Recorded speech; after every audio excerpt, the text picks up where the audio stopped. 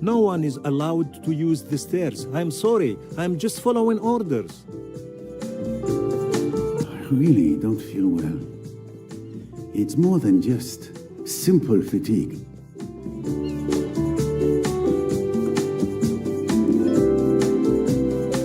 Ah, finally, Mr. Poirot. Captain, Dr. Bessner. Monsieur Poirot, thank God you're here. Well, gentlemen, what has happened? I think it best if you see for yourself.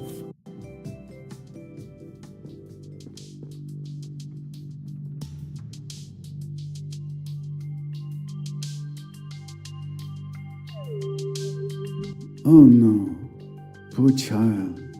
Poirot, this is your fault.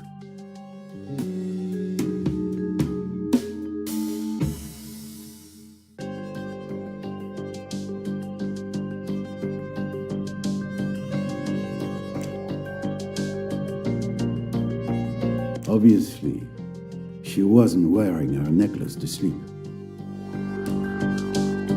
No signs of a struggle or bruising on the body.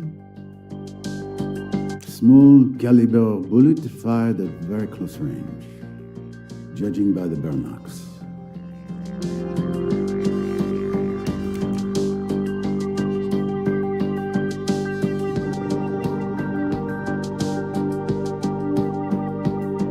There's blood on one of her fingers.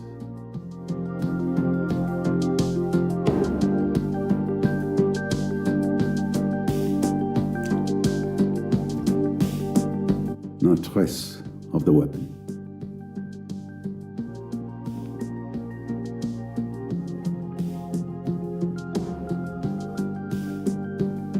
The letter J is drawn in blood.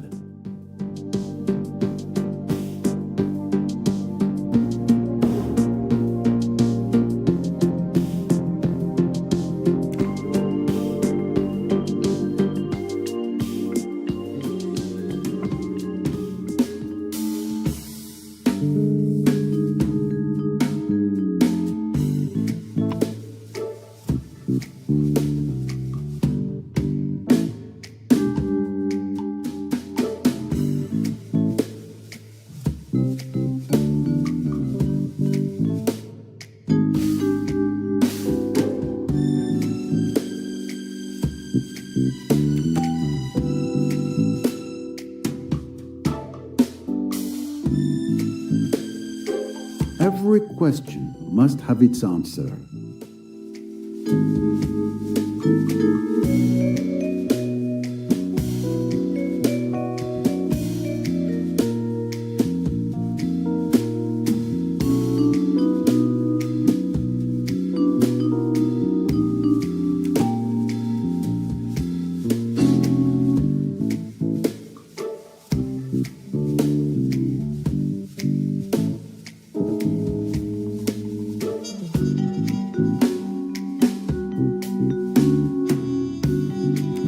done. I found it. It's obvious Mrs. Doyle was asleep when she was killed. So it was impossible for her to write the clue so convenient.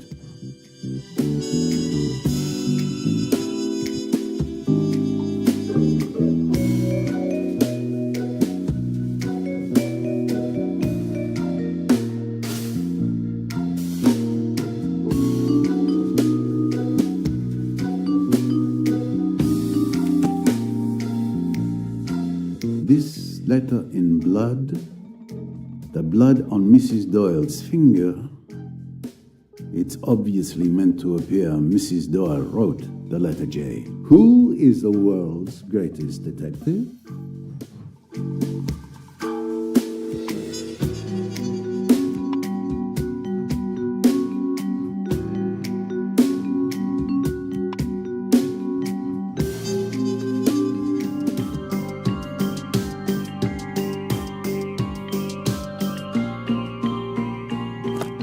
Ah, a case where Mrs. Doyle undoubtedly kept her necklace empty.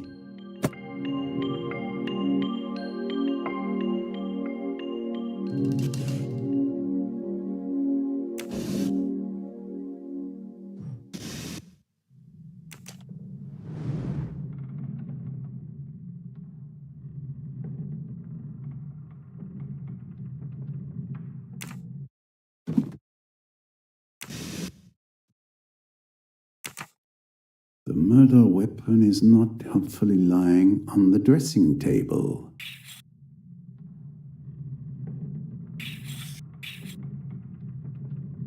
Mrs. Doyle had many valuable jewels.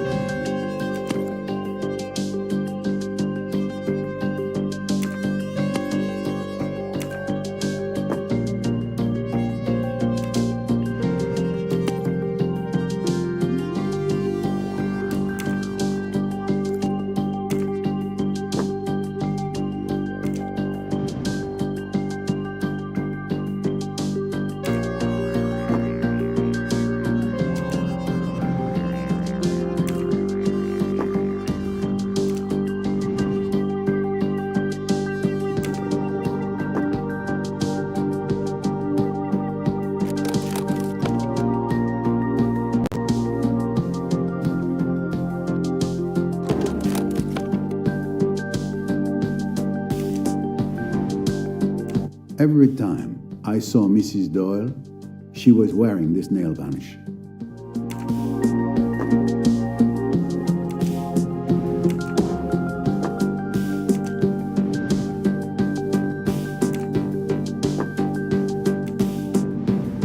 I'll never understand fashion. Why call a nail varnish pink when it's red?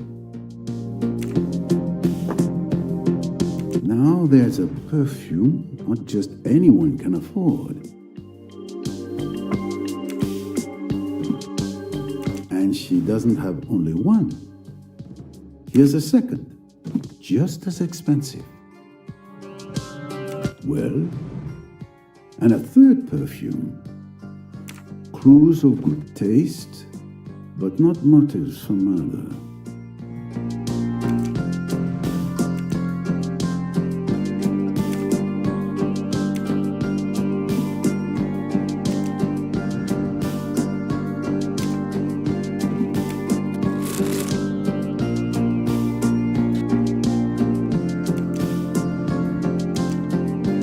Flexible contact lenses.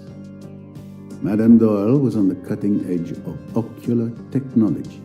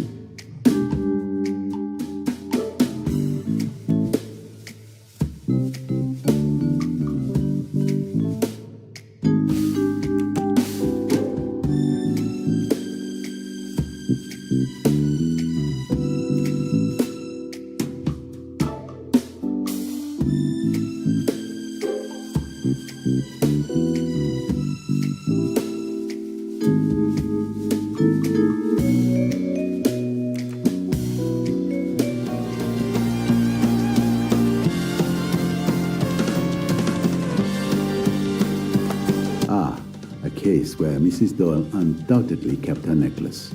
Empty.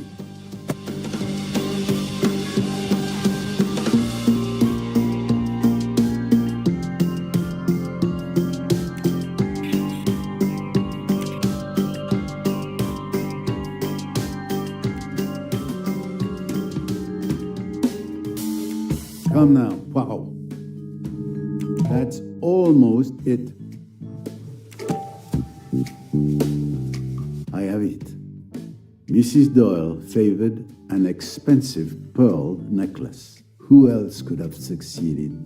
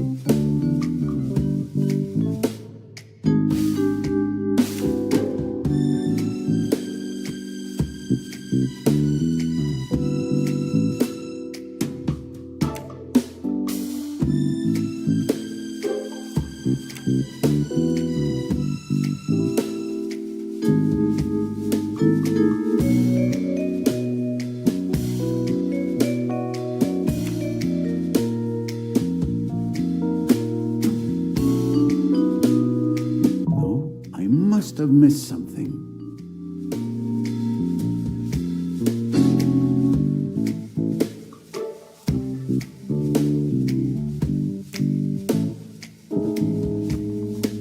This obstacle is not the end, only a new beginning.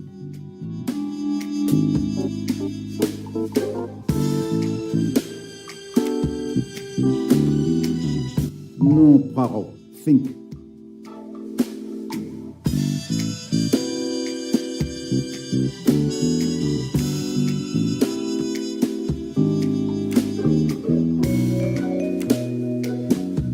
I need to arrange my thoughts in order.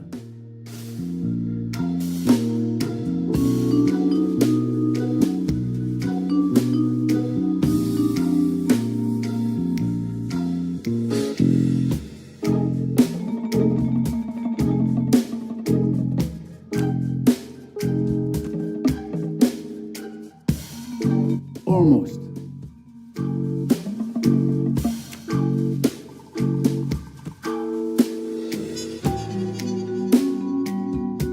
There's no question. Mrs. Doyle was murdered. My little gray cells did not let me down.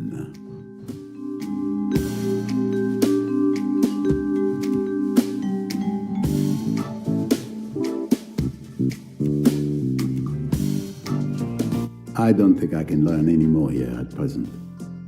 Time to compare my observations with those of Dr. Bessner.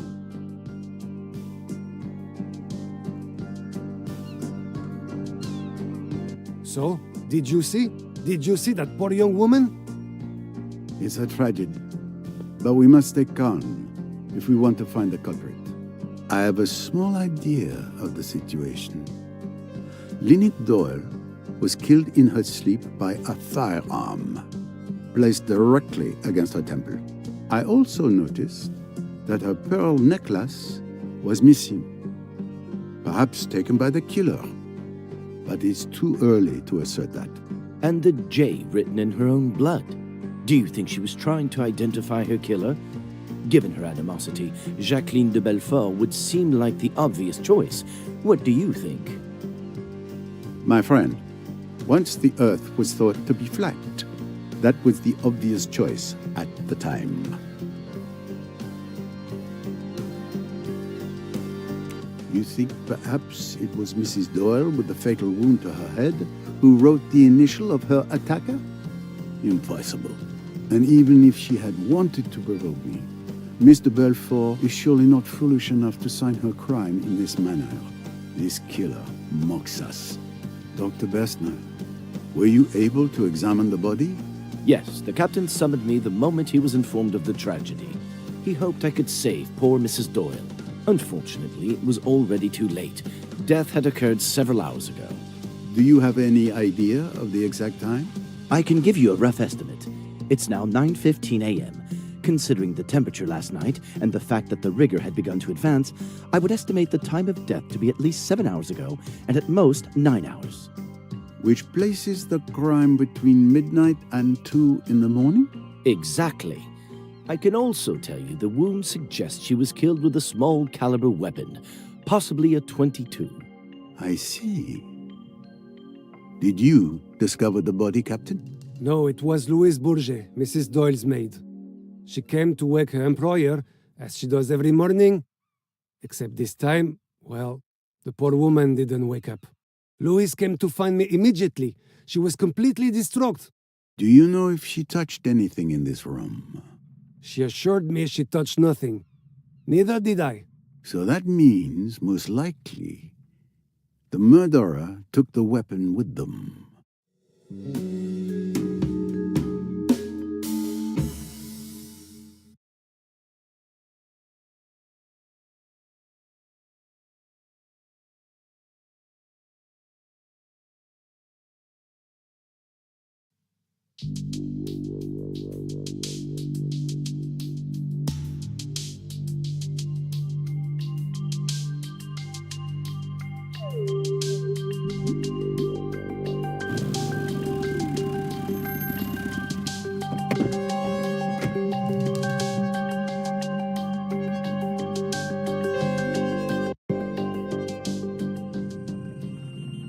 And that's how I ended up here.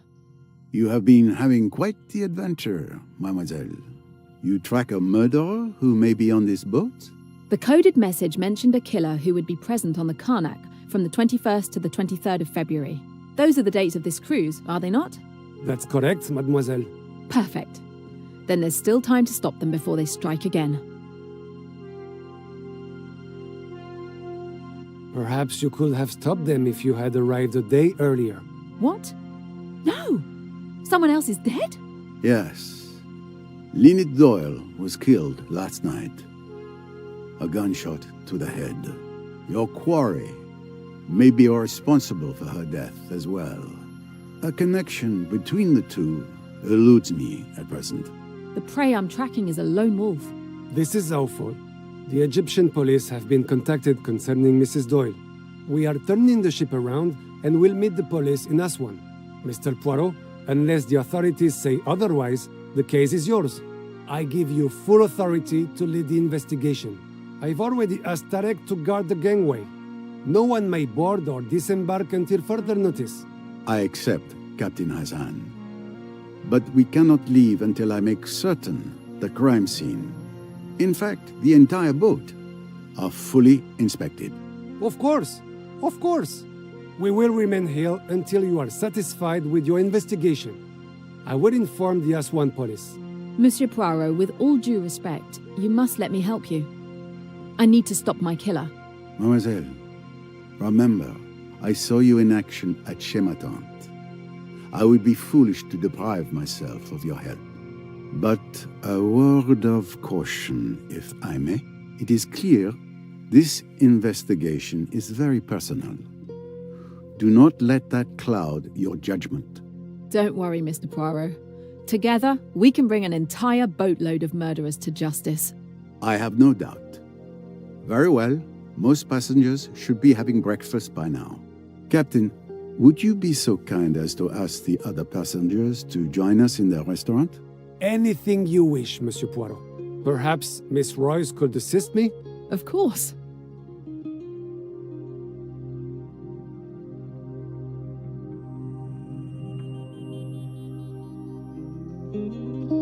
I must go to the restaurant to speak to the passengers. Come to Poirot, my little wonder.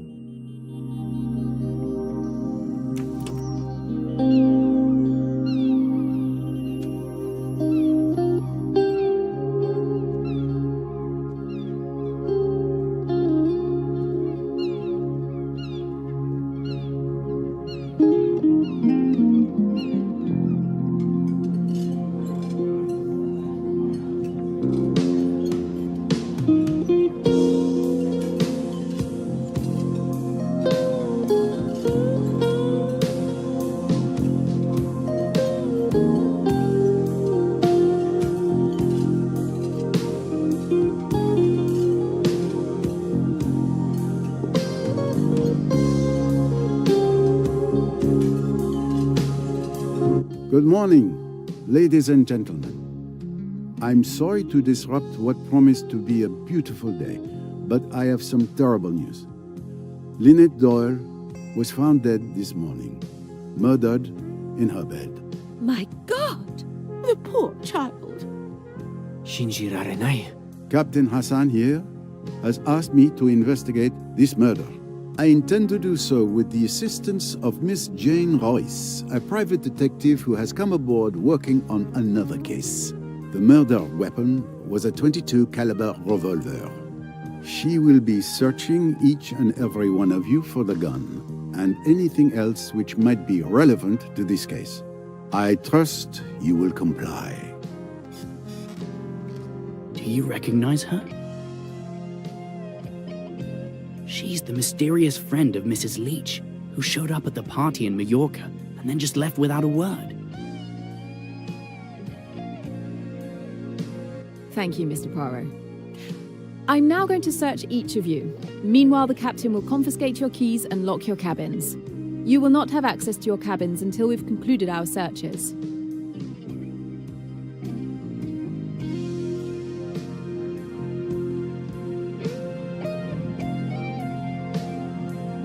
A moment, please. I'm deeply distressed by Mrs. Doyle's death, but as her legal representative, I demand to know by what authority you intend to conduct this investigation. I agree. This is outrageous. The Egyptian police should be notified. I, for one, will never submit to depriving individuals of rights that I do not recognize as legitimate. Miss Robson, would you kindly join us? Can you show us your bag, please?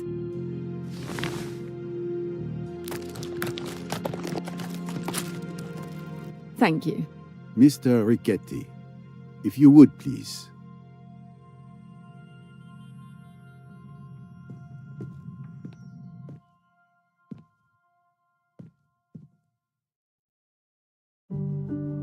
Et voilà. Thank you all for participating. You may expect me to interrogate each of you. Since nothing conclusive was found, you're free to go. But you may not return to your cabins or attempt to leave the boat.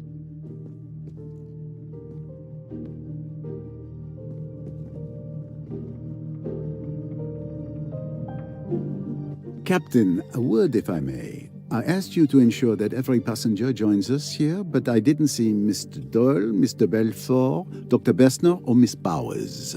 My apologies, Mr. Poirot. With all that's going on, I forgot to tell you. Dr. Bessner is tending to Mr. Doyle's wound. As for Miss Bowers, she's watching over Miss de Belfort, who is in quite a state. For what reason? Has she said anything to you? It's a bit complicated. I think you should see for yourself.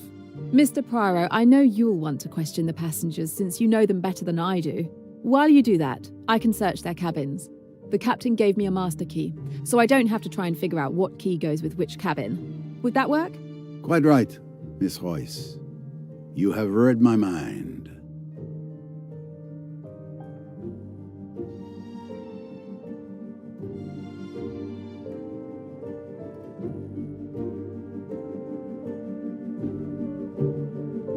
So, Mademoiselle Royce, let's split our resources as we planned. You take responsibility for searching the passengers' cabins. All right. And you conduct your interviews, you do so well.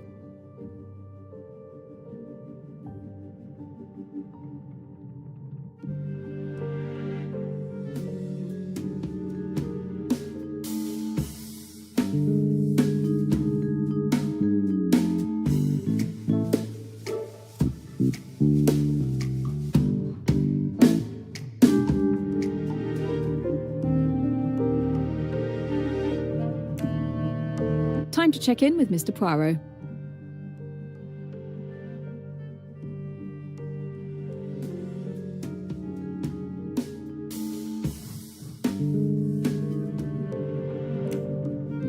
I should see how Miss Royce is progressing.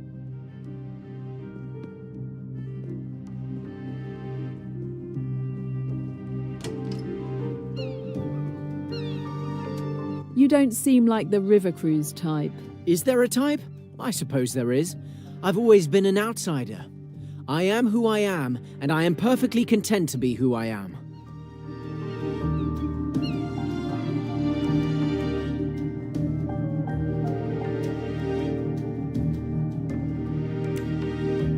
I'd better see how Mr. Poirot is progressing.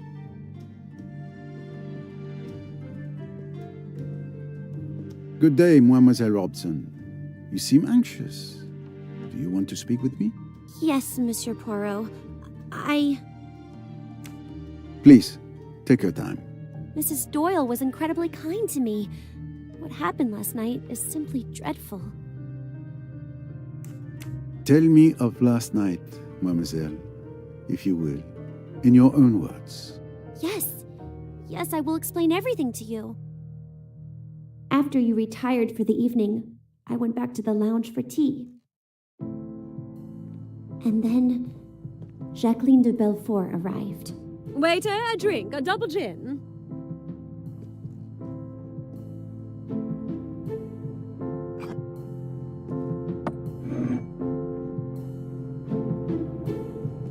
To revenge.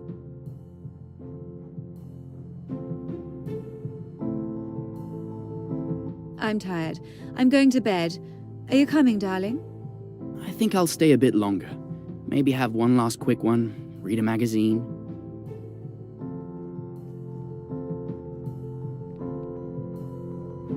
Well, I suppose that's it. I'm going to head out too. Have a good evening.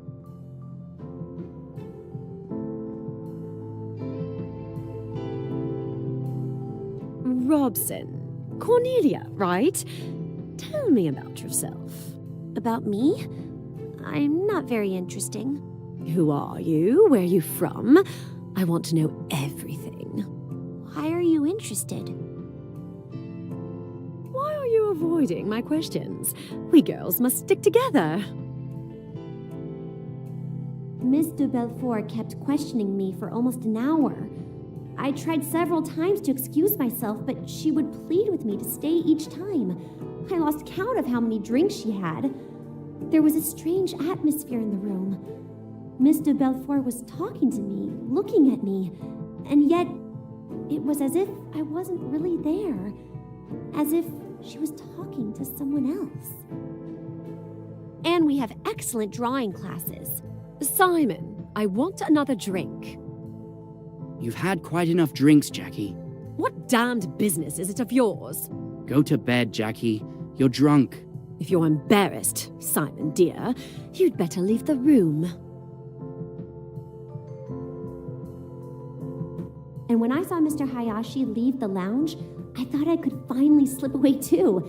Miss de Belfort was glaring at Mr. Doyle with a crazed look, full of rage. I really must. It's so late. You're not to go. You're to stay and hear what I've got to say. You're making a fool of yourself. For God's sake, go to bed. You're afraid of a scene, aren't you? That's because you're so English, so reticent. You want me to behave decently, don't you? You damned fool. Do you think you could treat me as you have done and get away with it? I told you that I'd kill you sooner than see you go to another woman. You're my man, do you hear? You belong to me. I'll shoot you like a dog, like the dirty dog you are.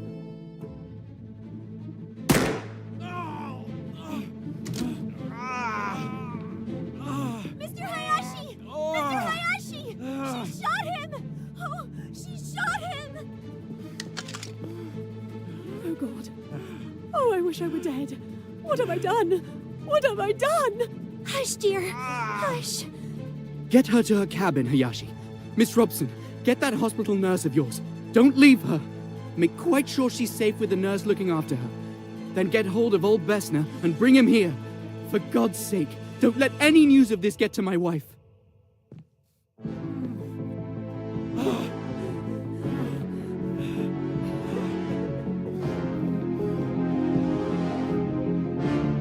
I'll drown myself. I'll drown myself. I'm not fit to live. Oh, Simon. Simon. Better get hold of Miss Bowers. I'll stay while you get her.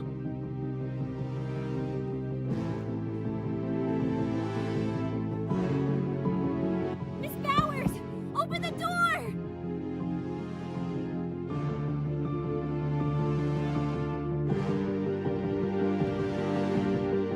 Miss Robson, what's happening? Are you all right?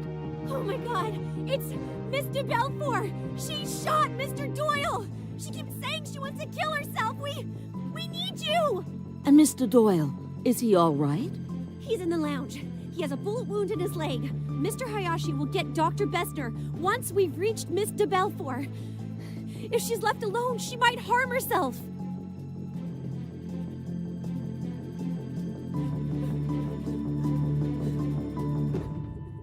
Now then, what's all this?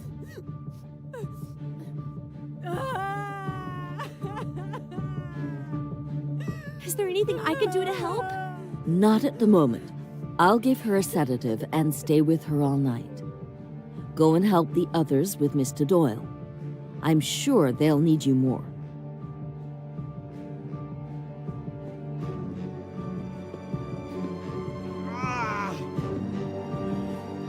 Perfect. Come and help us. You'll be more useful than Mr. Hayashi, who I see is in the process of collapsing. You're not going to let me down, are you? Don't worry. I'll do what I can.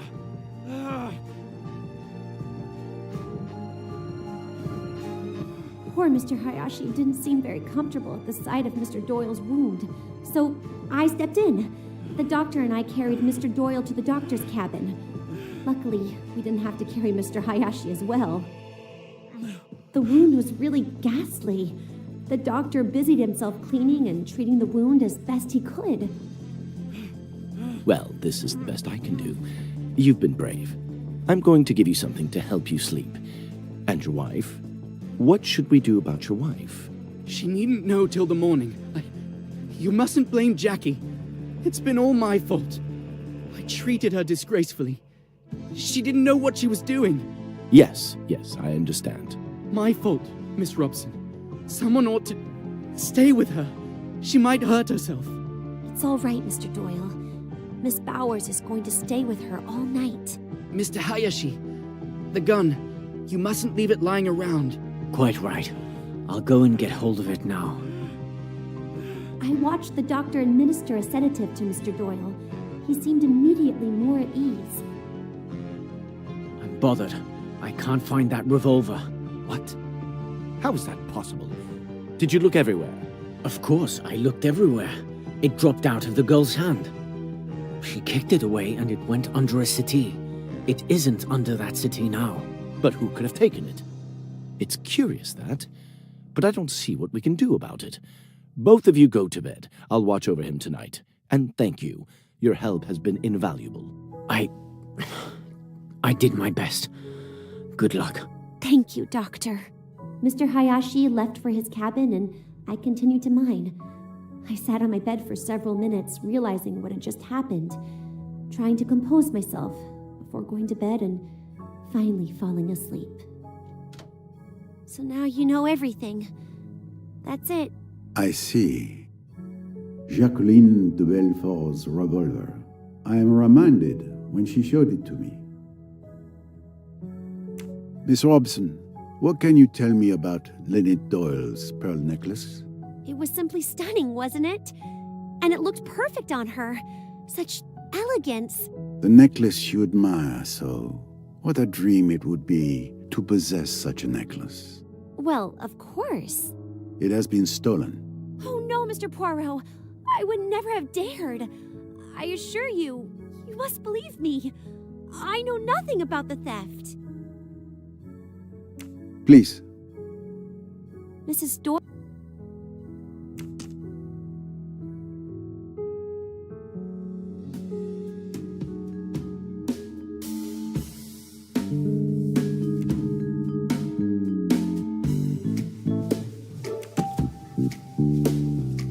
What talent! Jacqueline de Belfort showed me a small .22 caliber revolver at a hotel in Aswan. It's the one she used to shoot Simon Doyle. Another victory for Poirot, of course.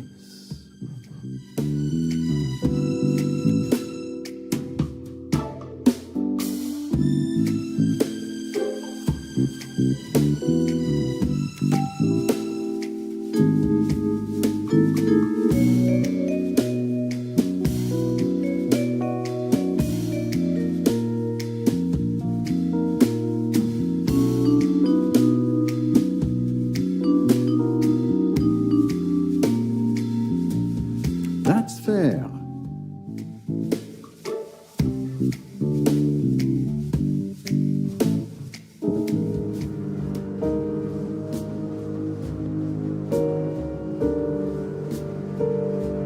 Good day, Samir. Might I disturb you for a moment? Of course, Mr. Poirot. What can I do for you? I was wondering how the ship's staff are doing. That is very kind of you, sir. We are, of course, doing the best we can, despite the terrible tragedy. You mustn't worry. We carry on and do the best we can under the circumstances. After all, everyone must eat. Cabins must be cleaned. Happily, there are few complaints. May I ask what your movements were last night? Of course. I tended the bar until 11:30 p.m. After that, I joined the chef and the captain for our role-playing game session. You look at me strangely, but the scenario is getting very intense. I've been thinking about it all day. My spell book is nearly depleted. We played until around 3 a.m., I think. Goodness, I haven't stayed up that late since I was 70. Did you happen to notice Mrs. Doyle's pearl necklace? How could I not? It is so beautiful. I think it's worth more than anything I could earn in my lifetime.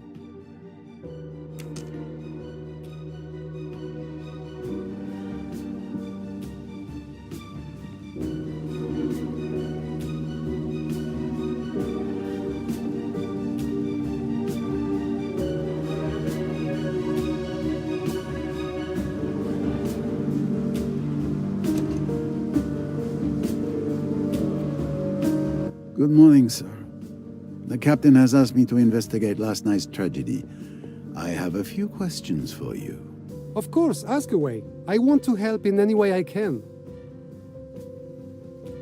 I hope you are not too overwhelmed by the tragedy. I confess I fell behind because I was standing guard at Mrs. Doyle's cabin for the captain this morning, but I'm managing.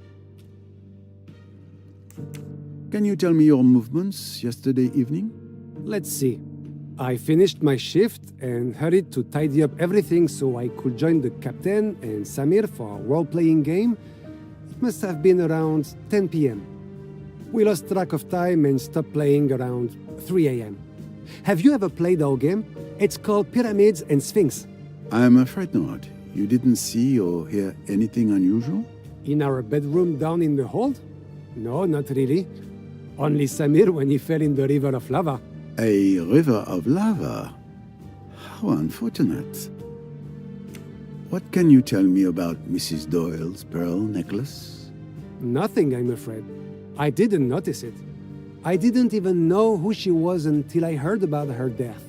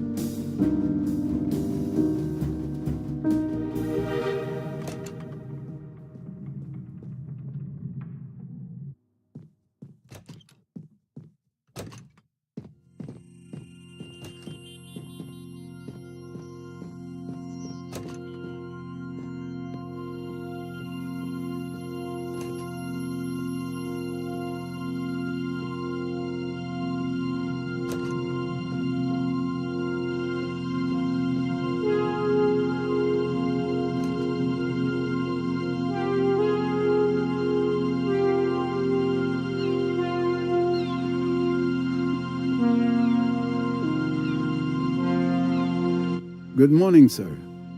The captain has asked me to investigate last night's tragedy. I'd like to ask you a few questions. Of course. Anything I can do. A bit boring? Staying here, doing nothing? No, it's fine. I look forward to moments when I can peacefully get lost in my thoughts. Can you tell me what you did last night? Like every night, I get off the boat for the curfew watch. The captain raises the gangway, and I stay on the dock all night to ensure that no one boards or disembarks during the curfew. And no one could have boarded or left the boat during the night? No, no one, not even me. And this morning, when the gangway was lowered, the captain asked me to stay here and continue to keep watch. Since then, only Miss Royce has asked to come on board. Do you have any information about Mrs. Doyle's pearl necklace? No, apart from the fact that it is very beautiful.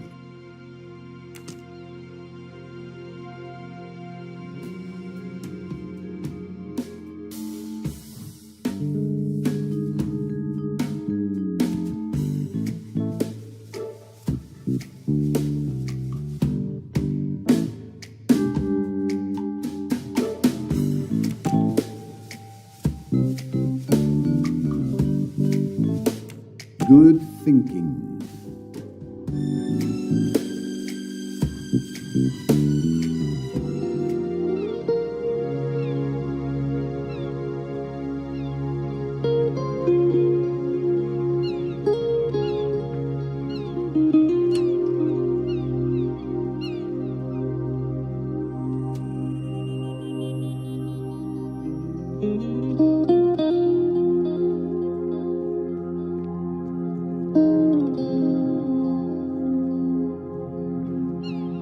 May I ask you a few questions about the death of Lynette Doyle? You're making a big fuss over nothing. It's not worth it. The world is full of useless rich people. A murder has been committed, and it will not go unpunished. Getting some fresh air? No, I'm meditating. I learned meditation at an ashram in India. It changed my life. Can you tell me about your evening yesterday? I don't see why, but let's get on with it. I took Cornelia for a walk ashore. We returned around 10 p.m., just before they lifted the gangway back onto the boat. I lingered on deck alone for a while, and then went back to my cabin a little before midnight. Did you hear anything that night?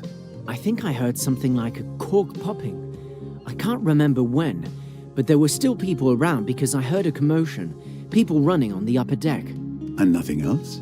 Ah, yes. I think I heard a splash, but I don't remember when.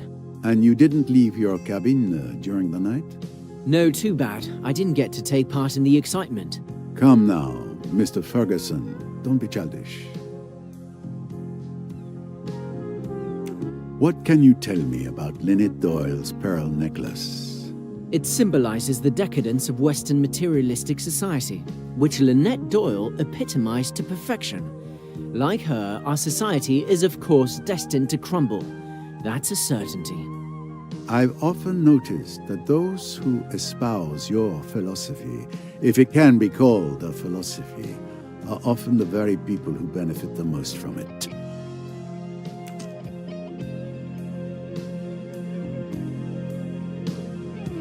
Getting some fresh air? No.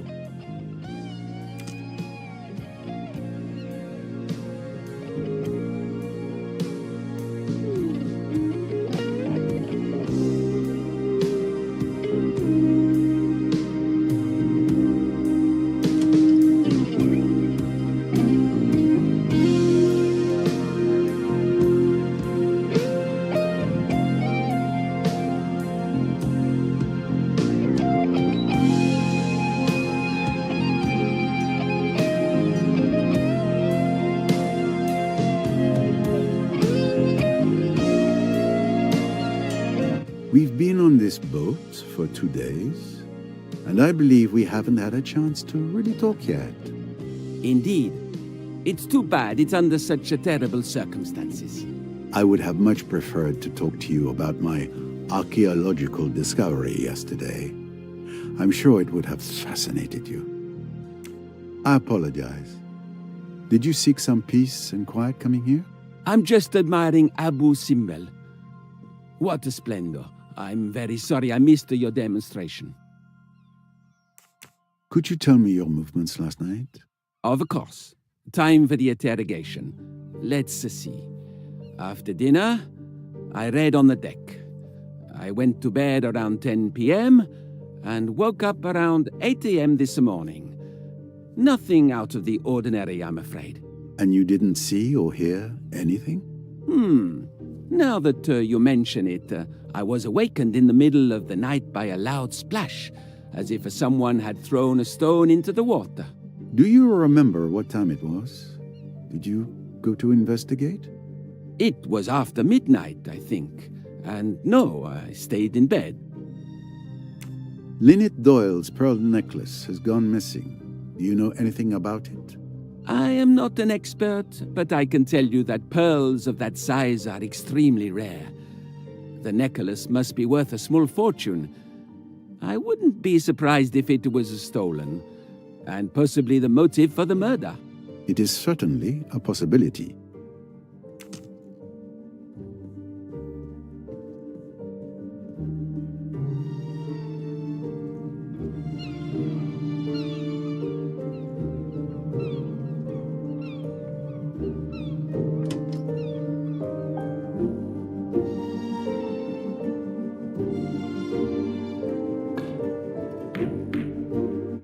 Nice shot.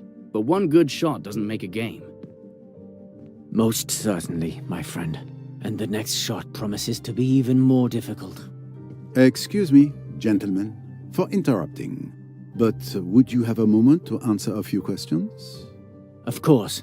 Anything I can do to help. Right now? Can't we at least finish our game? I could insist, monsieur.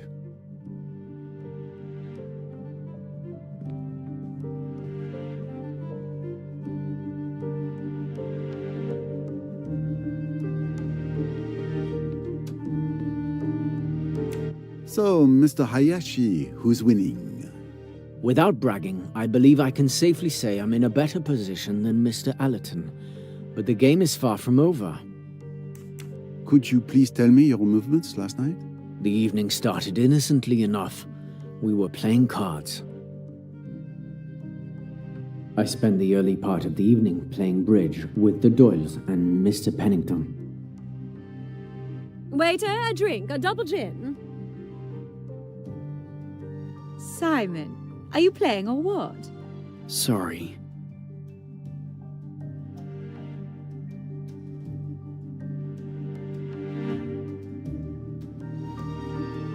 Mr. Doyle stayed on his sofa, and Mr. Belfort started talking to...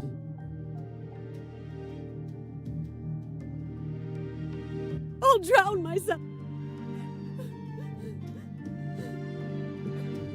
Dr. Bessner! Who's that? Stop making such a racket. It's Doyle. He's been shot. Mr. Belfort shot him. He's in the salon. Can you come? Let's see. It's not pretty, but it could be much worse. The bone is fractured, and there's considerable blood loss. Mr. Hayashi, help me carry him to my cabin.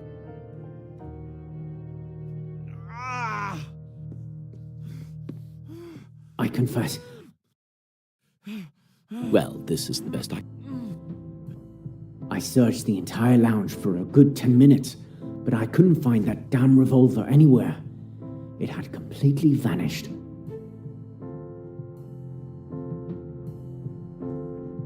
I'm bothered. I can't find that And after all that? I went back to my cabin, say, 30 minutes past midnight. Your cabin is the closest one to the lounge, correct?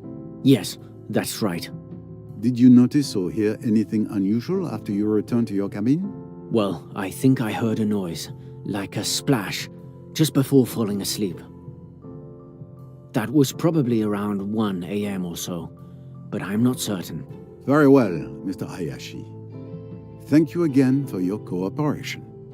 The splash could have been a murder weapon being thrown into the water by the killer. Mr. Ayashi, can you tell me anything about the disappearance of Lynette Doyle's pearl necklace? Monsieur Poirot, I swear to you, I knew nothing of it until you informed me of its disappearance.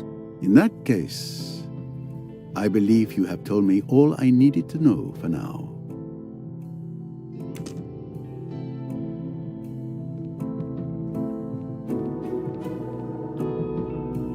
This globe is beautifully crafted.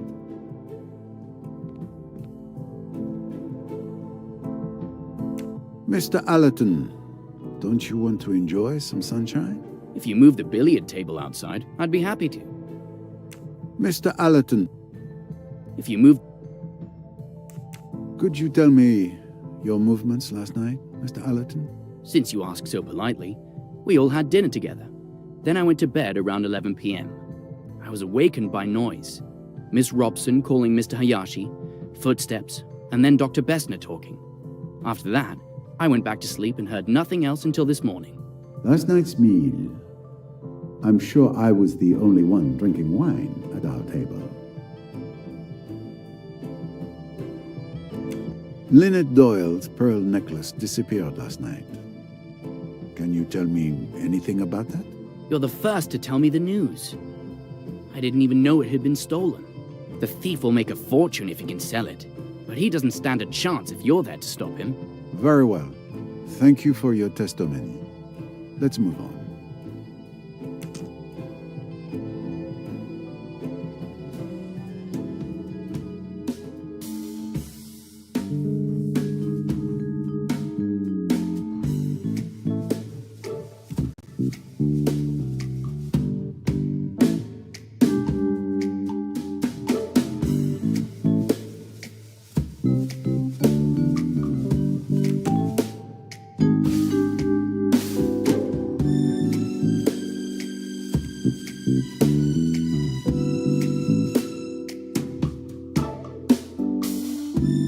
This obstacle is not the end, only a new beginning. Don't give up, Poirot. You can do it. Of course, if someone wanted to drug me, the task is not impossible. Observing that I only pour from my own bottle, uncorked at the table, the perpetrator could easily target me and no one else. I must go and check on this. Precisely. Is that applause I hear?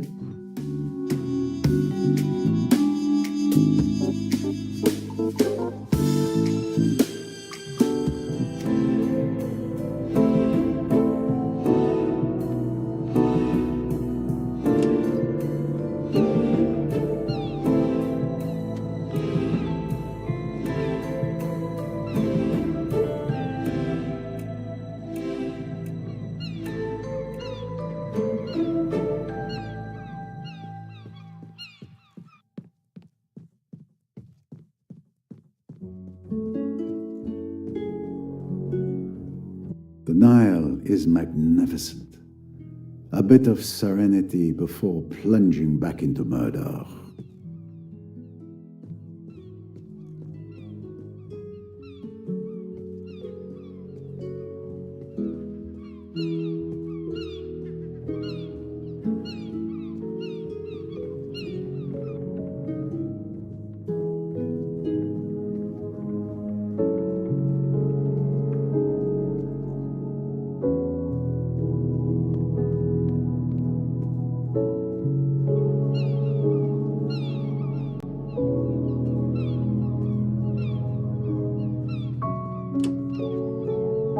My stateroom is quite comfortable.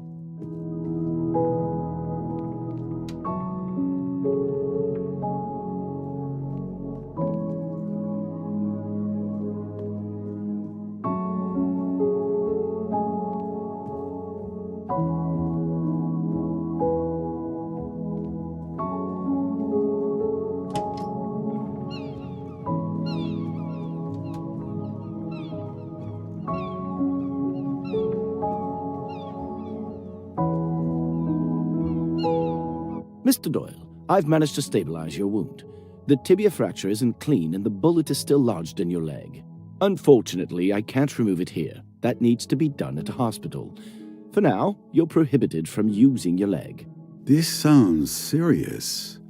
I hope you're not in too much pain, Mr. Doyle. Ah, Monsieur Poirot, you're here. The painkillers I administered to Mr. Doyle should provide relief for a few hours. Thank you very much, Doctor. My leg pain is insignificant compared to my grief. My Lynette, dead. Murdered. My deepest condolences once again. Mr. Doyle, I know this isn't the ideal time, but may I ask you a few questions? Please do. I'll leave you to it. If you need me, I'll be outside.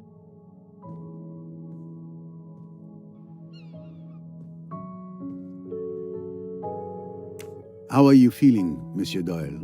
It's agony. You were badly wounded. Oh, hang my wound. I've just lost the love of my life. Can you walk me through what happened to you last night? Perhaps walk was a bad choice of words. What a night it was. I'll tell you everything I can remember, if it will help catch Lynette's killer. After you left, we continued playing bridge for a bit. I was trying to read... And we have excellent draw.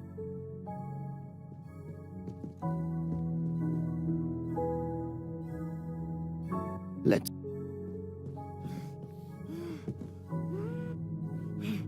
Well, this is the best I can do.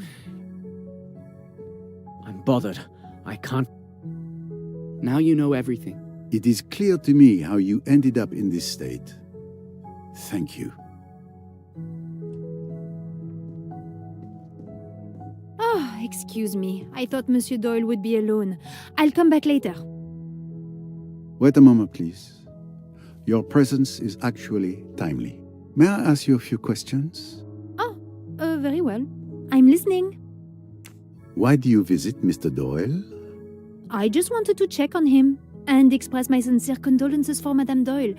What happened to her is terrible, very, very terrible. Your movements last night, what were they? I helped Madame Doyle to bed around 11:30 p.m. Then I went to bed in my cabin around 11:45 p.m. Did you see or hear anything that could be useful to us? No. Naturally, if I had been unable to sleep, if I had mounted the stairs, then perhaps I might have seen this assassin, this monster, enter or leave Madame's cabin. But as it is... Monsieur, I implore you. You see how it is. What can I say? Don't be a fool. Nobody thinks you saw or heard anything. You'll be quite all right. I'll look after you. Nobody's accusing you of anything. Monsieur is very good. Do you know anything about your Madame's pearl necklace? Madame Doyle was wearing it last night. And I also saw Madame put the necklace back in its case last night before going to bed. Is that the last time you saw the necklace? Yes, monsieur. And what about this morning? My God, I didn't even look. When I entered her cabin, I saw Madame. I screamed and ran out. It was indeed missing this morning. We are done for the moment, mademoiselle. I am truly sorry for you, Monsieur Doyle. I know how you must feel. I hope everything will be all right for you. Monsieur Poirot, I'll be in the saloon if you need to question me.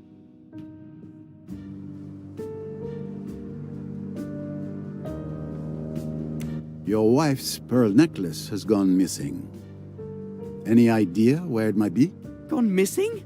The necklace was stolen? That's why Lynette was killed? A robbery gone wrong?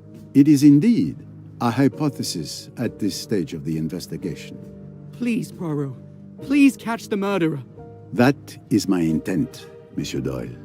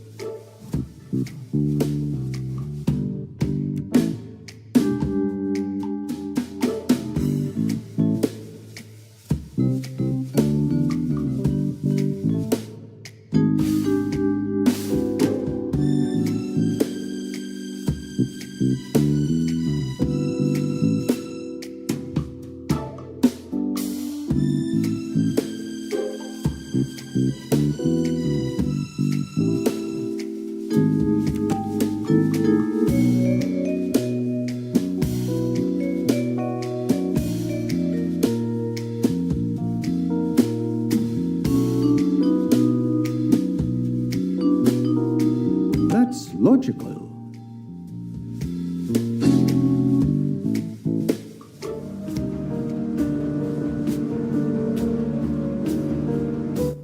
Excuse me, Mr. Poirot. I should like to see Jackie. Would you mind if I asked you to bring her here? I've thought a lot. I haven't treated her well, and I'd like to clear things up. I know Lynette would want me to. You wish to see Miss de Belfort? Very well. I will fetch her for you.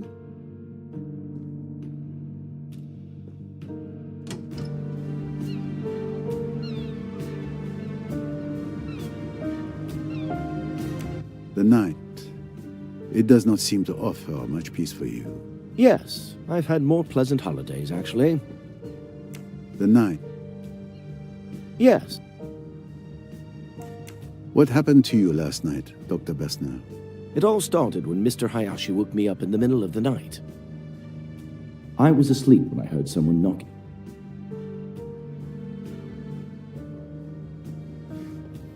Luckily, Well, this is the best I'm bothered. I can't. There. That's how I remember it. Thank you, Dr. Bessner. Now that I have gathered both the testimonies of Dr. Bessner and Mr. Doyle, I am convinced that Dr. Bessner did indeed look after Simon Doyle all night. I am of the opinion that Lynette Doyle's pearl necklace was stolen. What do you think, Doctor? All I can tell you is that I didn't see it in the cabin. Also, during the preliminary analysis of the body, I didn't observe any marks around Mrs. Doyle's neck to indicate the necklace was ripped from her neck. It's likely that she removed it before going to bed. What happened to it then, I have no idea. Thank you for your observations.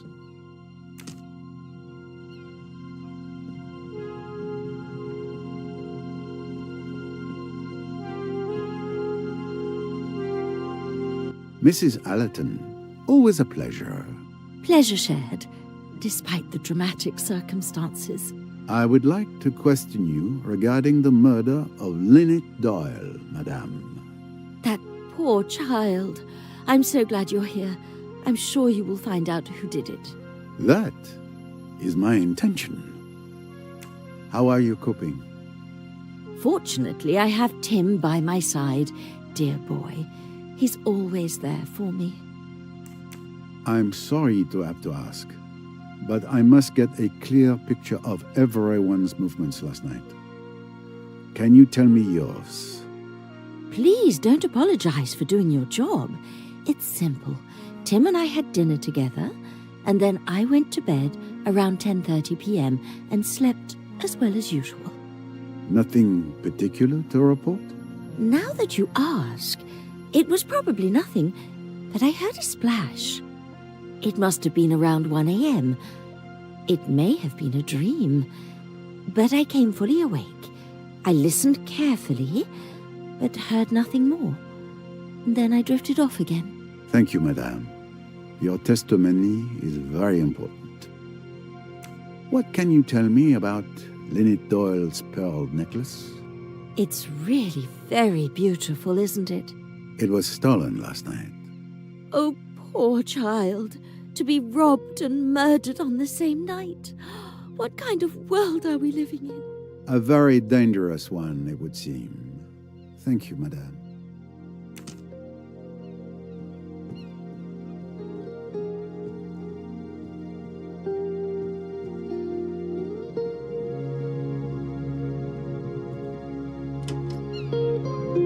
The atmosphere in Madame Doyle's stateroom is thick with tragedy. Am I disturbing you? Just a moment. I just had an inspiration. All right, I'm listening. You're writing? I'm a bit embarrassed to say, but the current situation is quite stimulating. Ideas are flooding in again. That must be exhilarating. You have no idea. It reminds me of when I was writing Flaming Kiss. It's not my bestseller, but it's my favorite. Ah, pardon me, but it sounds dangerous. Mrs. Otterborn, can you tell me what you did last night? An interrogation. How exciting. As you know, we all had dinner together. It was quite pleasant. Afterward, I took a stroll on the lower deck. It's quieter there. My daughter came to get me, and we went back up to our cabin around 11 p.m. I slept like a log. Must be the Nile air. Lynette Doyle's pearl necklace has gone missing. A theft and a murder. The plot thickens. A crime of passion. Murder? A primitive instinct. That Jacqueline, with her passionate temperament, obeying the deepest urges of her being, sneaking through the shadows. I see the crime has touched you deeply.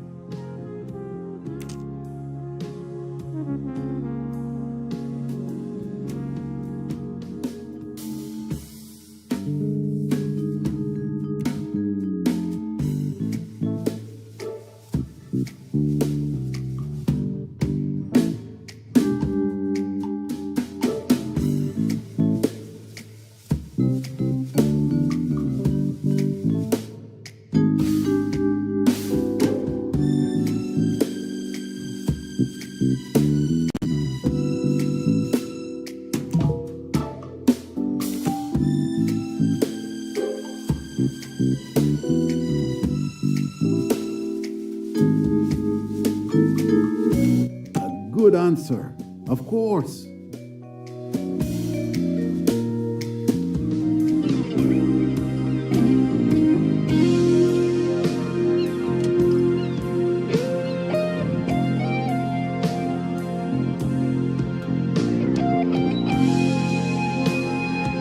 I'm sorry to disturb you, Miss Van Schuler.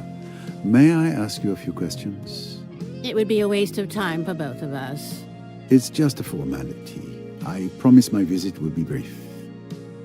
How are you, madame? The heat is stifling, the people are intolerable, the staff is dreadful. And then there's this murder business. Thankfully, I must admit the view is tolerable. What time did you go to bed last night? Oh, there you go, asking questions anyway. I usually go to bed at 10 p.m., but last night I lost 10 minutes because that foolish Cornelia was searching for my shawl, which of course she didn't find. Do you remember? Yes, of course. Did you hear anything unusual?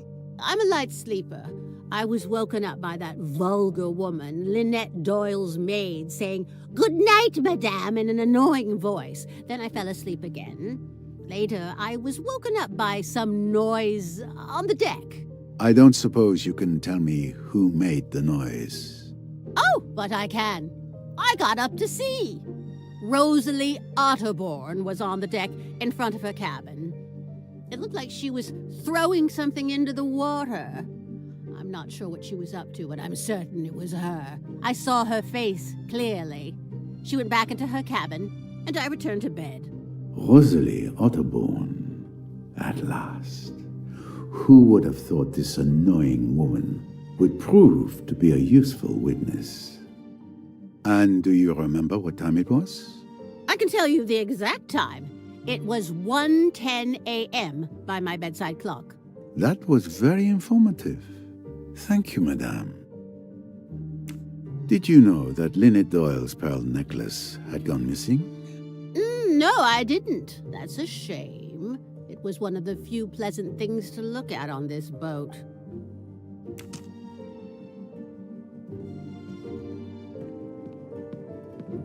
Mr. Pennington. Ah, Mr. Poirot. There you are at last. I was wondering when you would come to see me. You think I'm the one who killed the poor girl, don't you? I have discovered that jumping to conclusions only hurts the legs.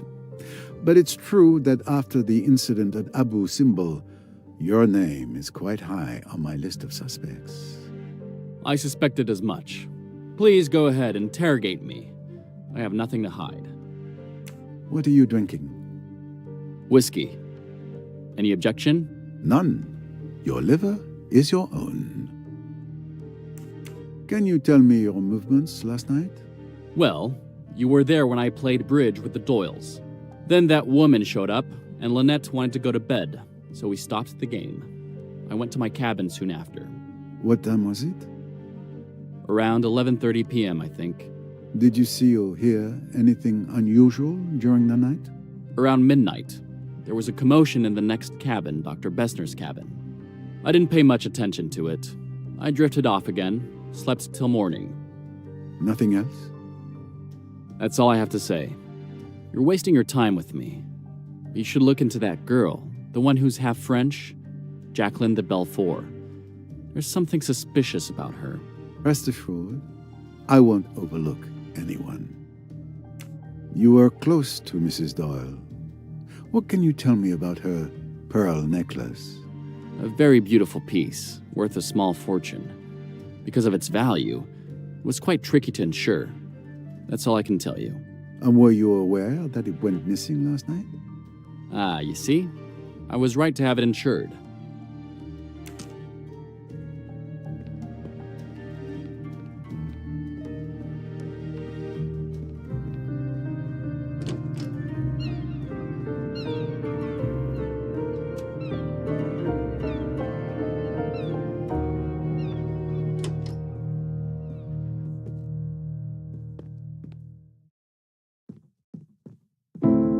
The secrets of the pharaohs are buried in these books.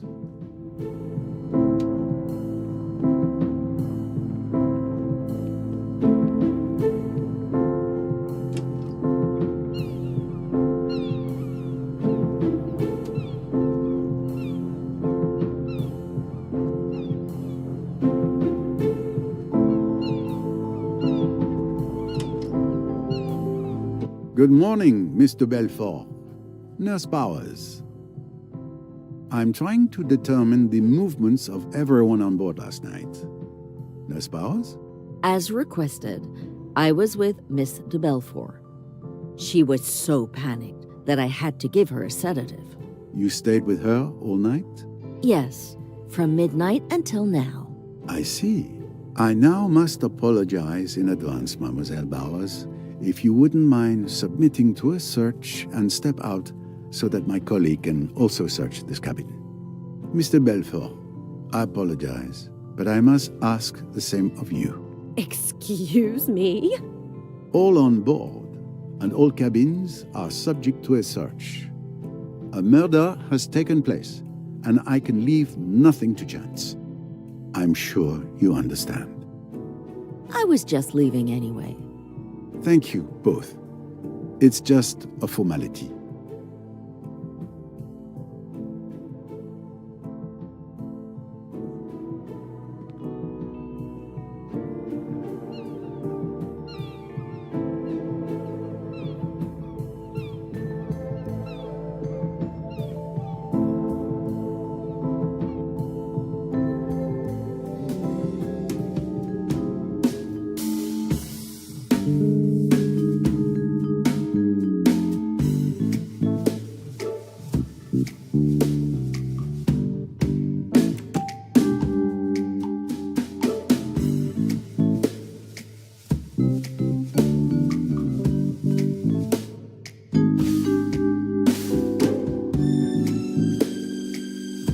All right.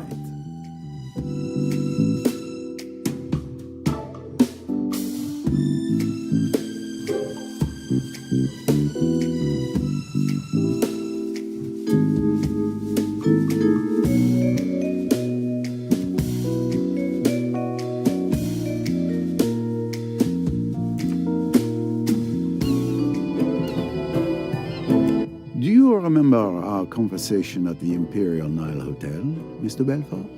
I remember it very well. I know you warned me. Yet, you didn't listen to me. It's true.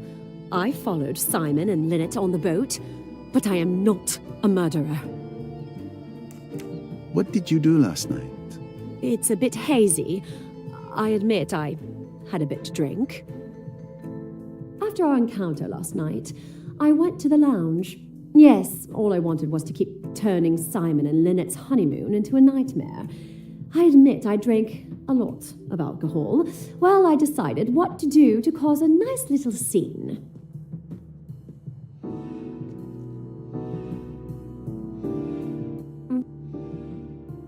And we have excellent drama. I'll drown myself.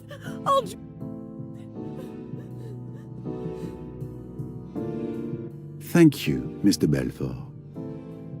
Mrs. Doyle's pearl necklace went missing last night. Do you know anything about it? A theft? Could someone have killed her for a piece of jewelry? Did you know that a J was also found traced on the wall, using the victim's blood? You really think that... I didn't do it. I didn't do it. Oh, please believe me. Everyone will think I did it, but I didn't. I didn't. It's awful. I wish it hadn't happened.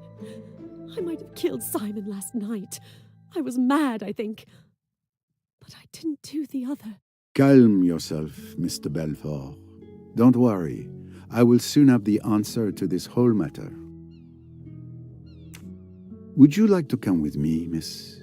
Mr. Doyle would like to see you. Simon? He wants to see... me? Yes, of course.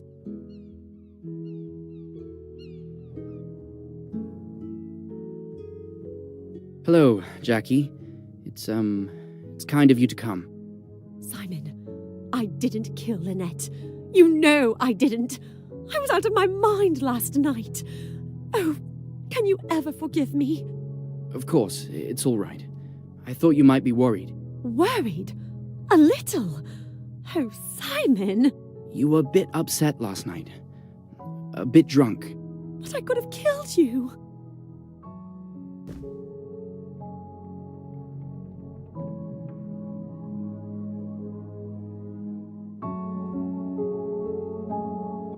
Simon, I'm so sorry. Let's give these young people some privacy. They've been through enough. Thank you, Mr. Poirot. Thanks to you, we've been able to explain ourselves with some privacy. You're welcome.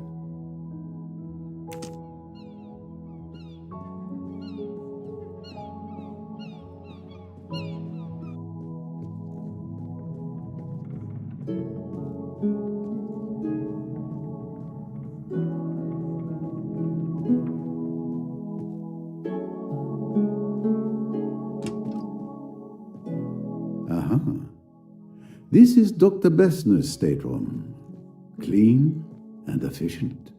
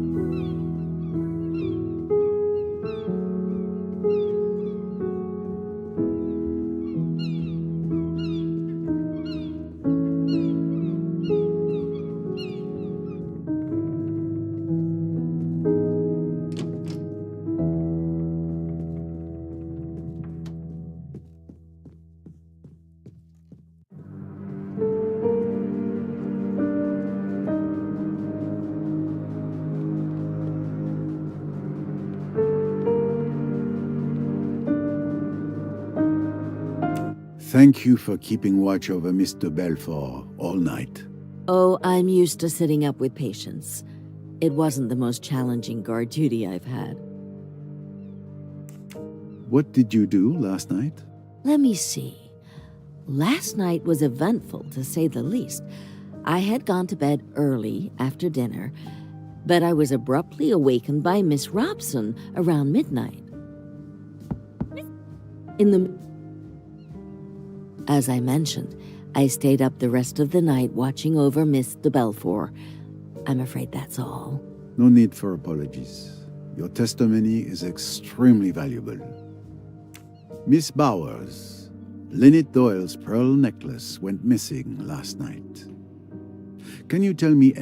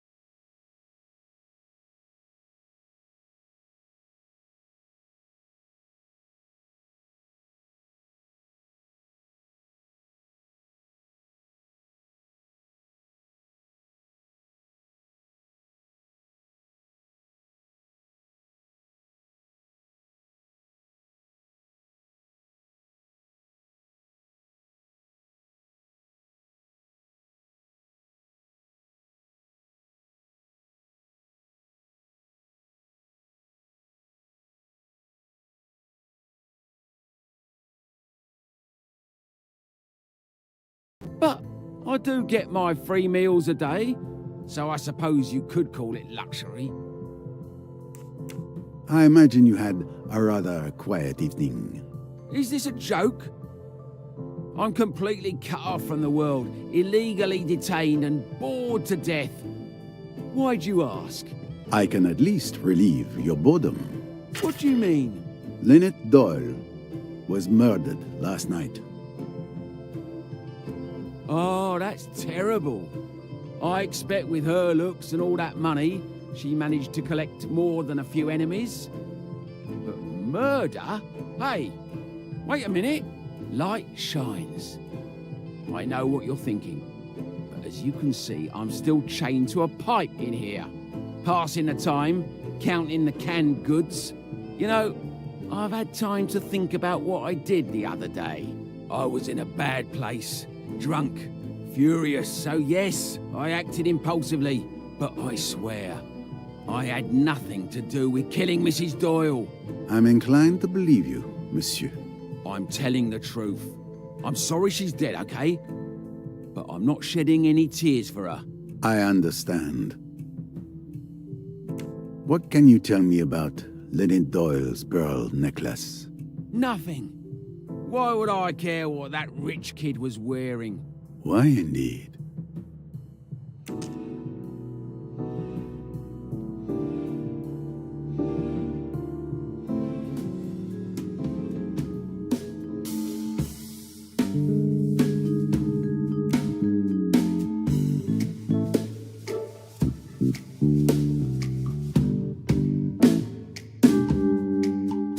No. Chapeau.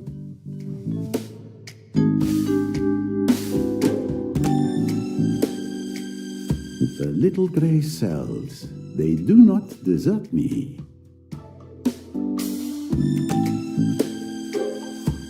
Congratulations.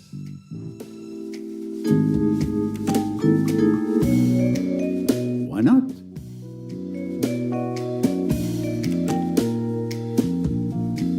Great. Brilliant. That's it.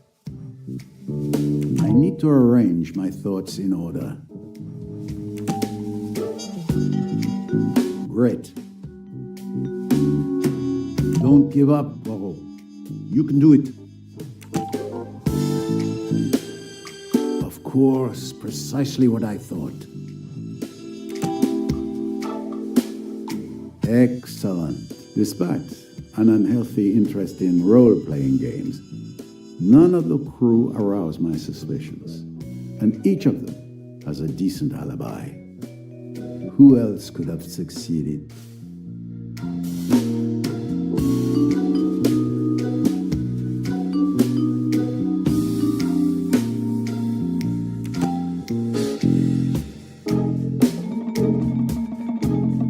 That's it.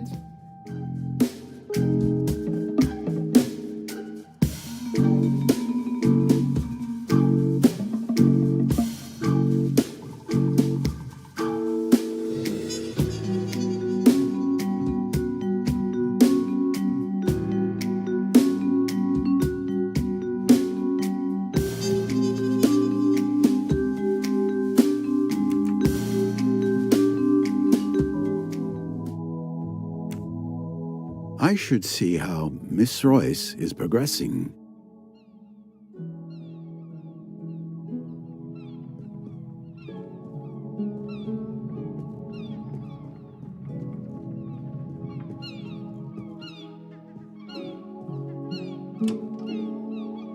This cabin is not occupied. There's nothing of interest here.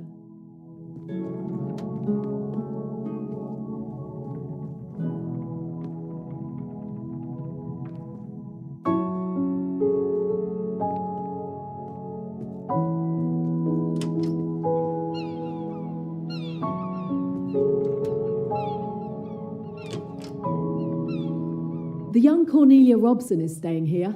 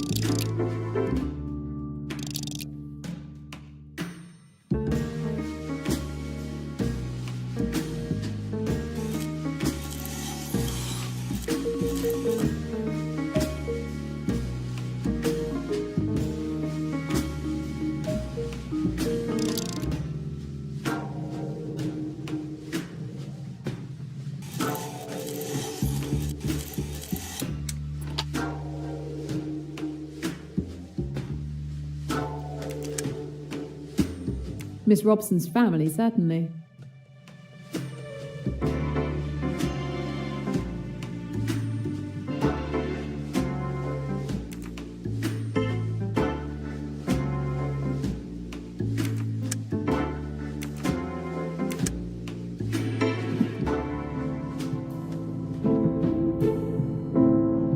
I seem to have gained a moustache.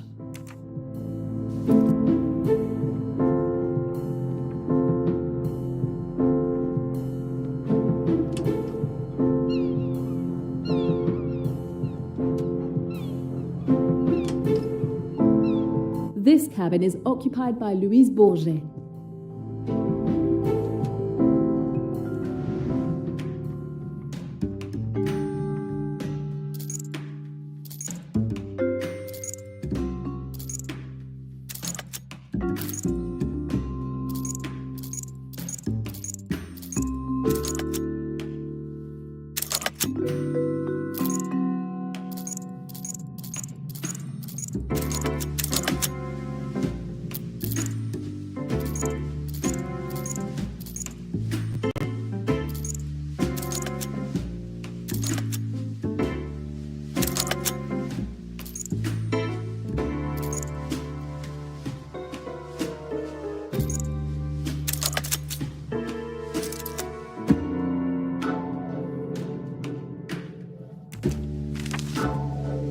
A few francs. Hardly enough for a trip like this one.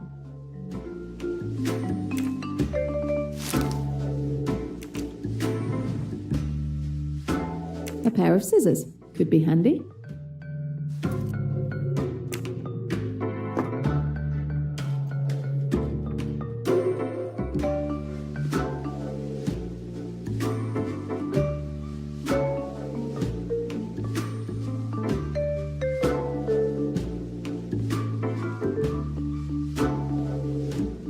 A beautiful sewing machine. Miss Bourget is lucky. I've never managed to sew anything. Everything's ready. I just need to switch on the sewing machine.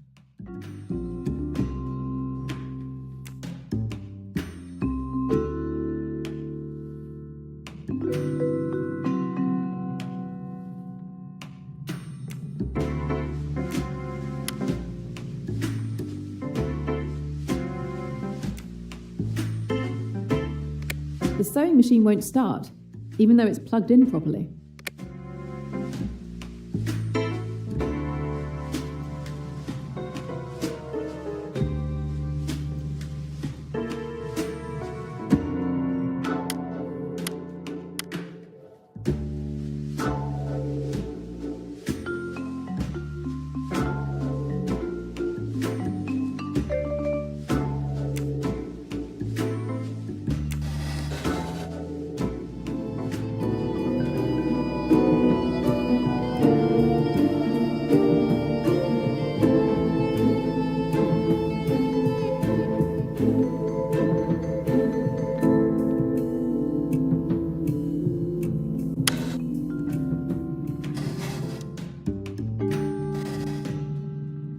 Everything's ready. I just need to switch on the sewing machine. Everything's ready. The mechanism is stuck. The mechanism is stuck.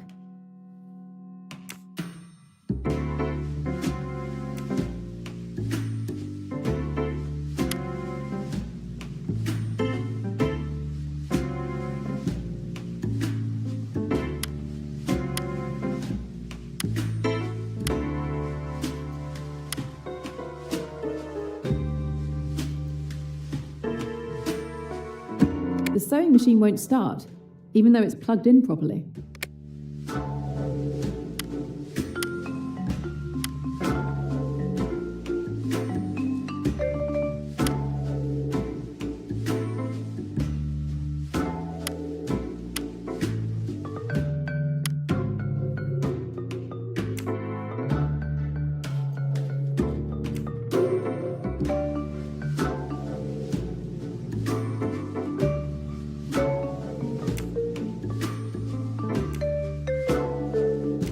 The mechanism is stuck.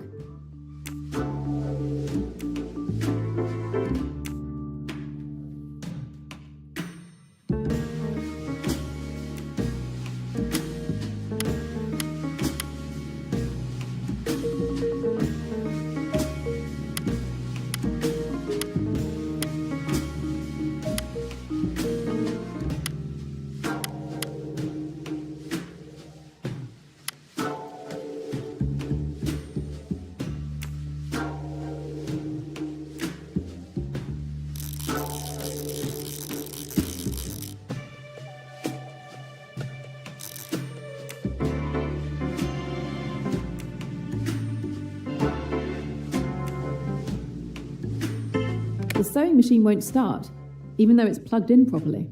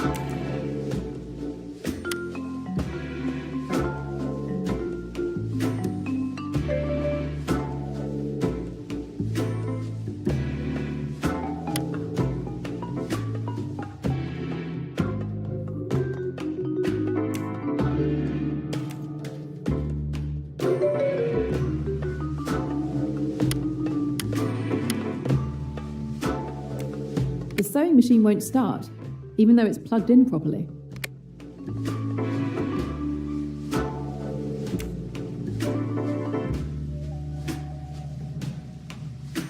Everything's ready. I just need to switch on the sewing machine.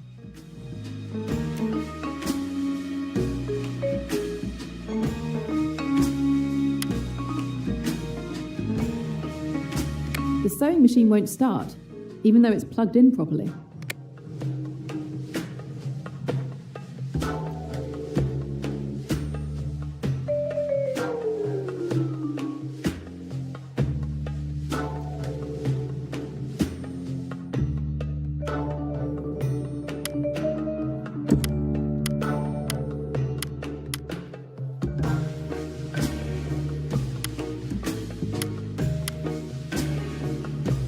The sewing machine won't start, even though it's plugged in properly.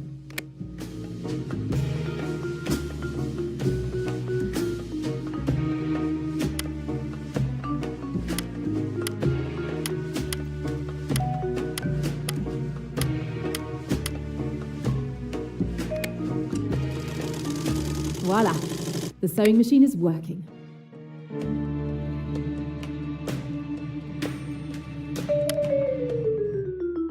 The sewing machine won't start, even though it's plugged in properly.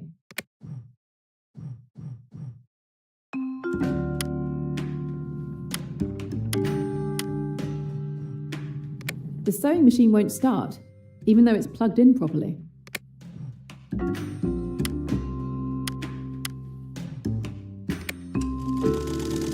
Voila! The sewing machine is working.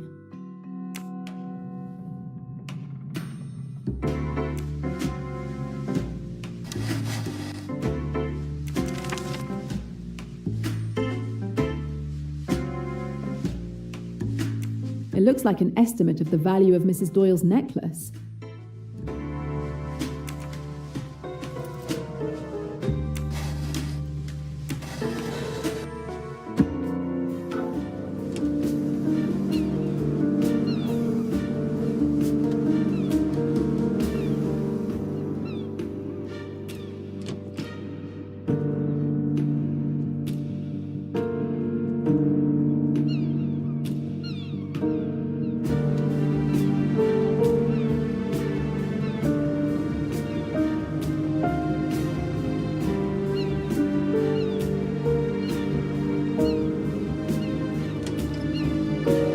This is the cabin of Guido Richetti.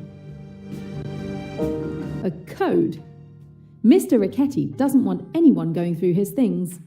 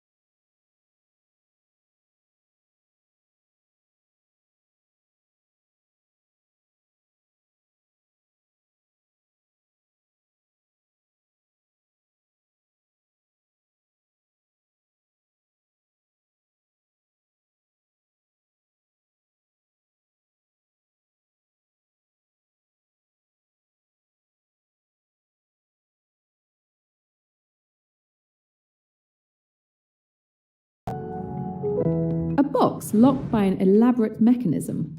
It appears Mr. Ferguson has something to hide.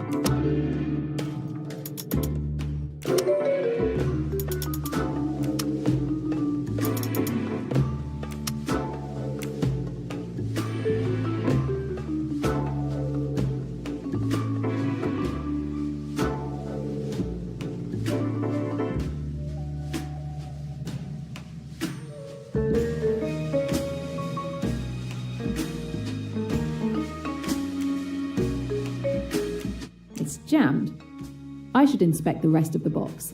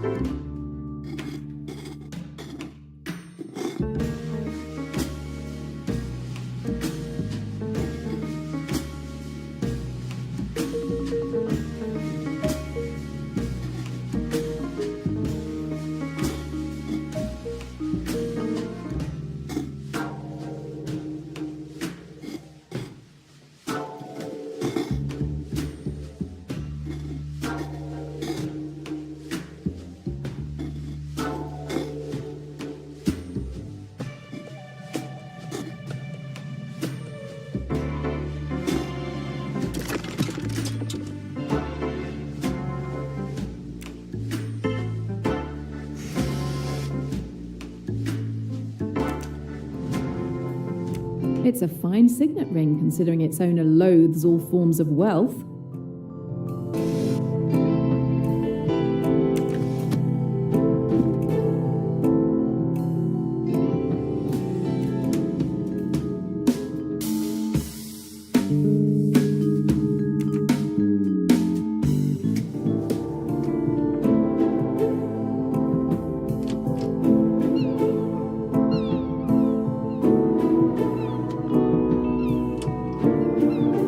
This cabin is not occupied. There's nothing of interest here. This record is perfect for my collection.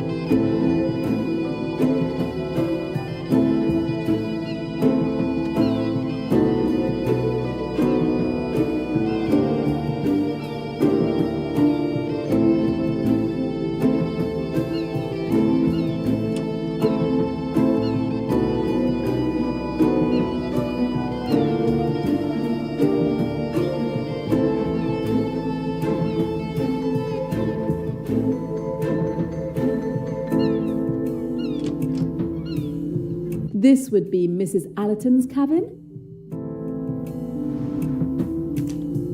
Seeds, food for the parrot.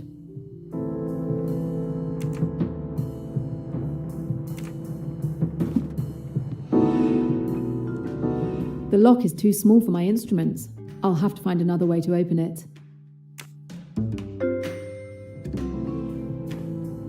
Hey there, parrot. Hey there. Can you talk? Talk. Oh, that's really impressive, isn't it? Isn't it? What's your name? Grandma. Grandma. How does the box open? Mama's box. Can you open the box for me, Grimo? Mama's box. What's in the box? Mama's box. Grimo, I'm your mother. Mama's box? Mama's box. Do you want to go out, Grimo? Grimo? Hungry. Are you hungry, Grimo? Grimo? Hungry. I might have found the way to open this box. Do you want to eat? Peanuts.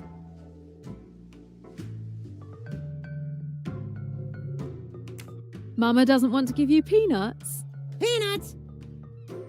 If I give you peanuts, will you open the box for me? Peanuts. Where can I find these peanuts? Do you want to play, Grimo? Grimo? Hungry.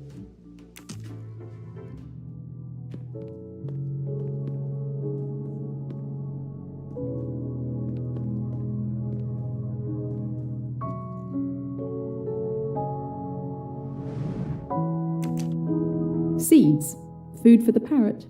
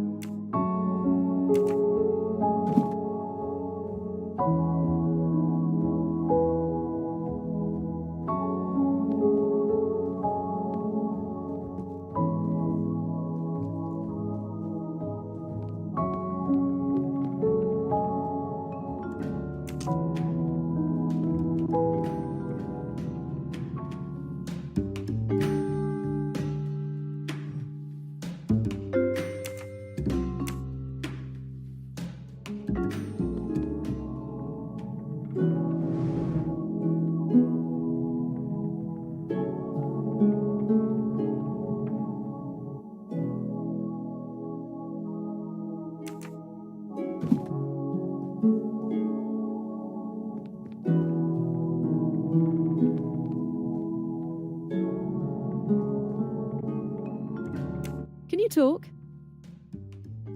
Talk, Oh, that's really impressive, isn't it?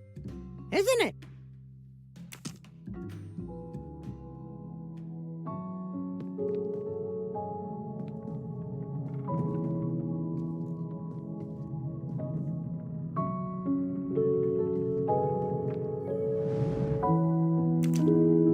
Seeds. Food for the parrot.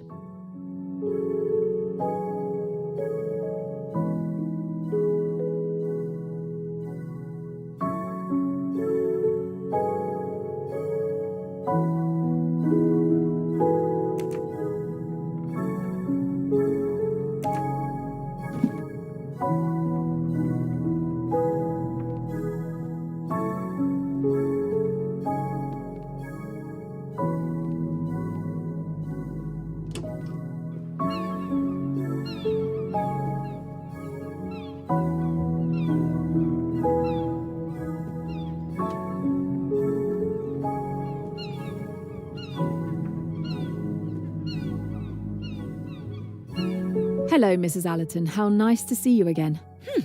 And unexpected. Miss Royce, is it now? I understand you're a detective. You failed to mention that tidbit in Mallorca.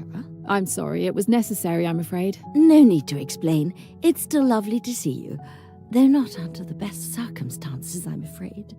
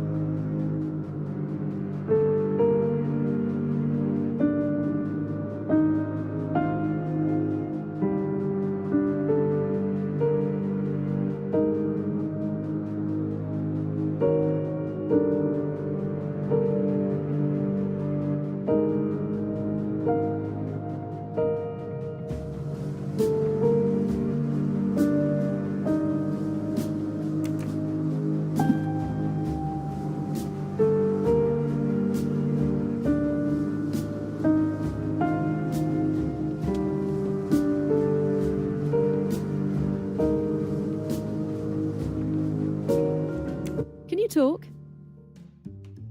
Talk, Oh, that's really impressive, isn't it? isn't it?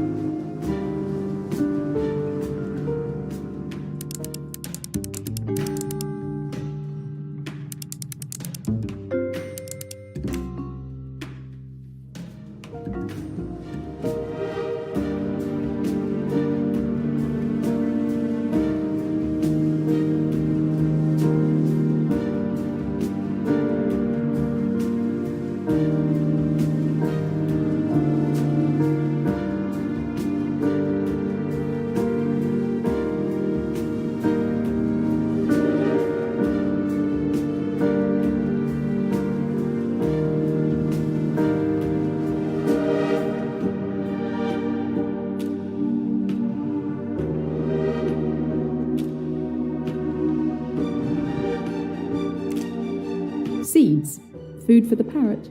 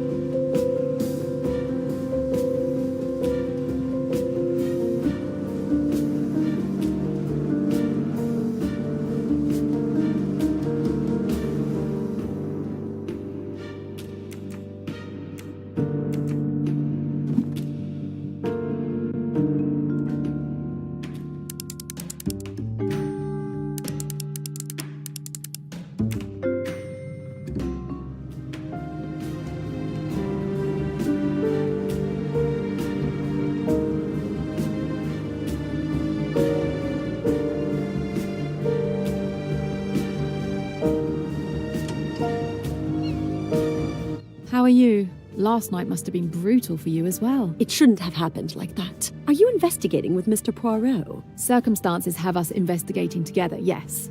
My name is Jane Royce. Pleased to meet you.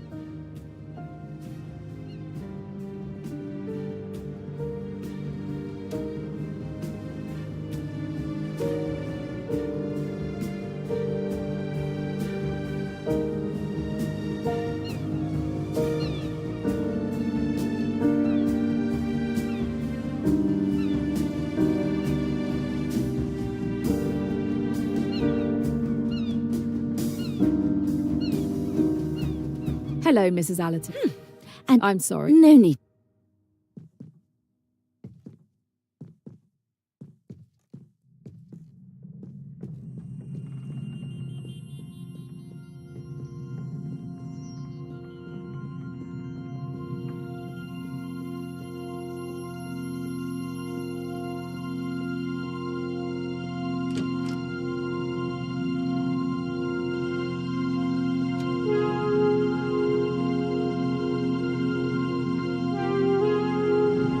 With any luck, Grimo should open Mrs. Allerton's chest for me.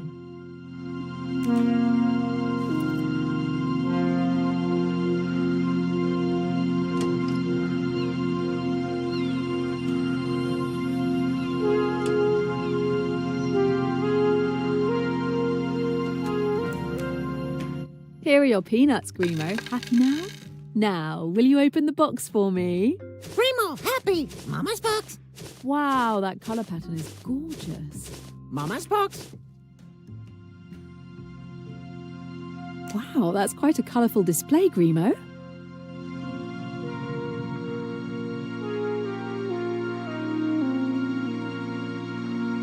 Wow, that's quite a colourful display, Grimo.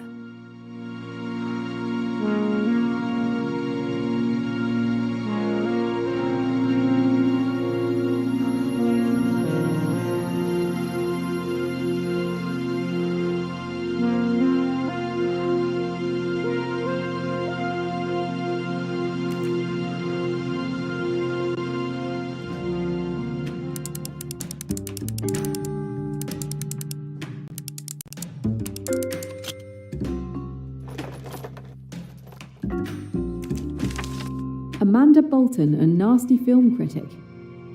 Why does Mrs. Allerton keep reviews written by such an odious woman?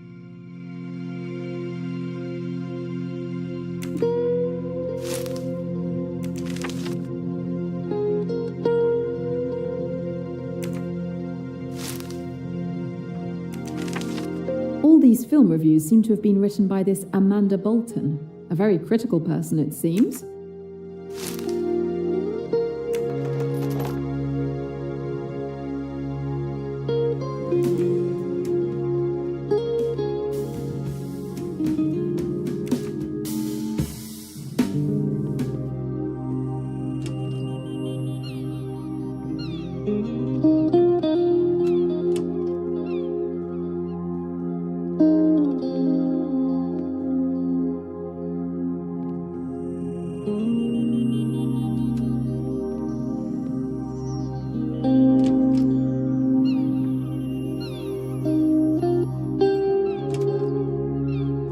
Jacqueline de Belfort occupies this stateroom.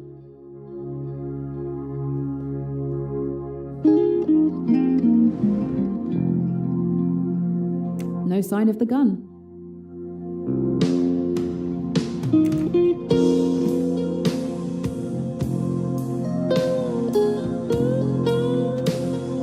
A locked photo album. But why did Mr. Belfort take it on holiday?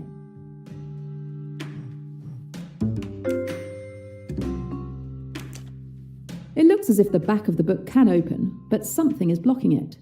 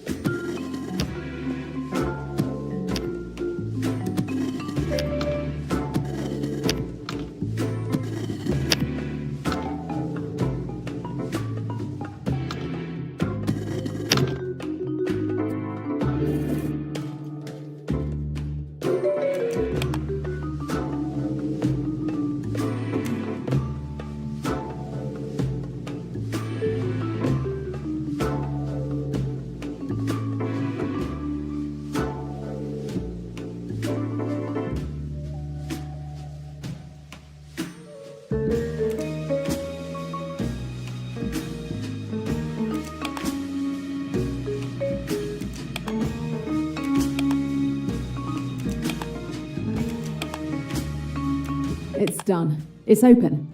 I hope she doesn't have to go through all this every time she wants to look at her photos. Simon had proposed to Jackie. Their future seemed bright. Oh, they seemed so happy back then. But now, is hatred all they feel?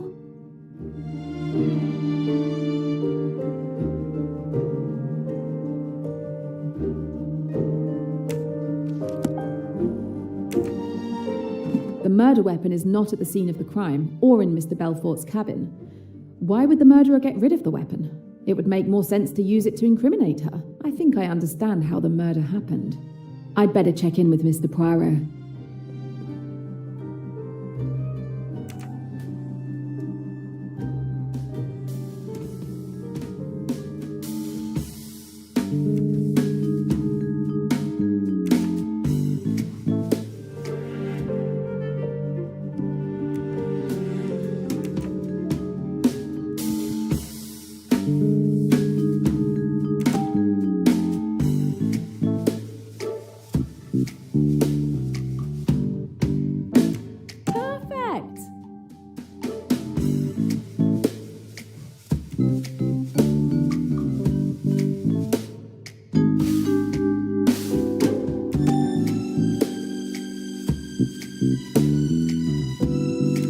Bravo!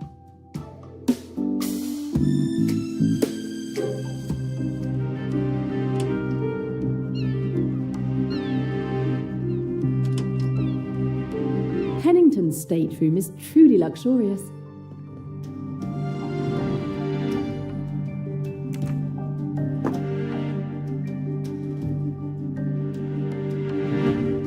The pen must have cost more than I earned for a successful investigation. This Pennington guy sounds dodgy. I might find something useful in his papers.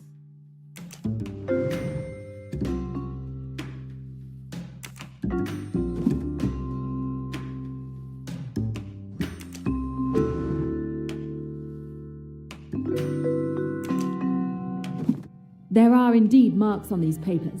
I feel like I might be able to extract some useful information, but for that, I need to find something to reveal them.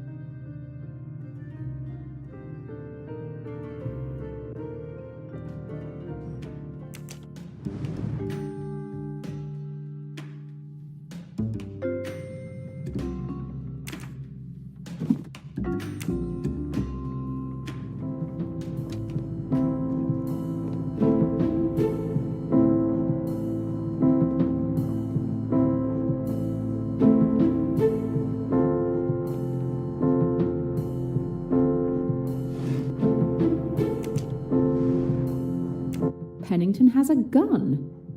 Why would a businessman take a pistol on a quiet cruise? Unfortunately, it can't be the murder weapon. It's a .45, a much higher caliber than the gun that killed Lynette.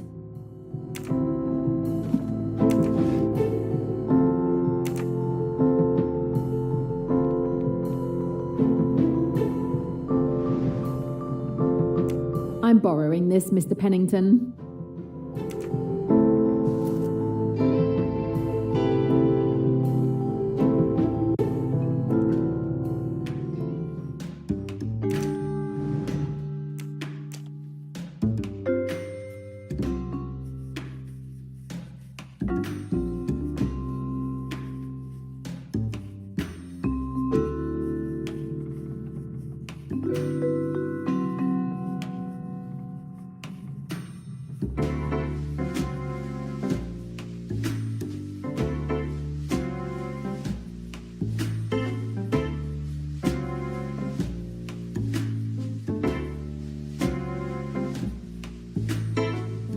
Here's one.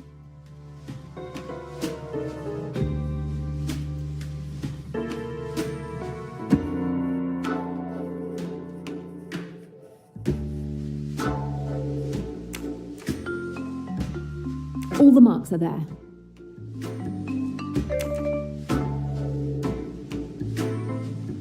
Here's one.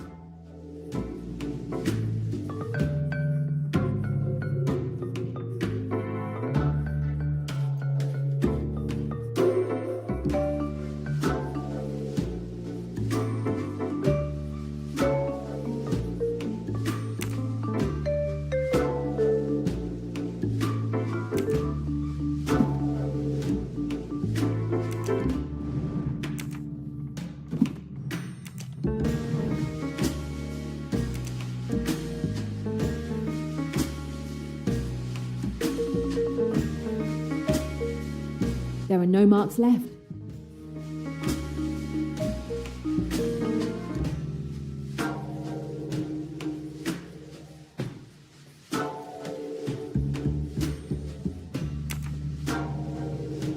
All the marks are there.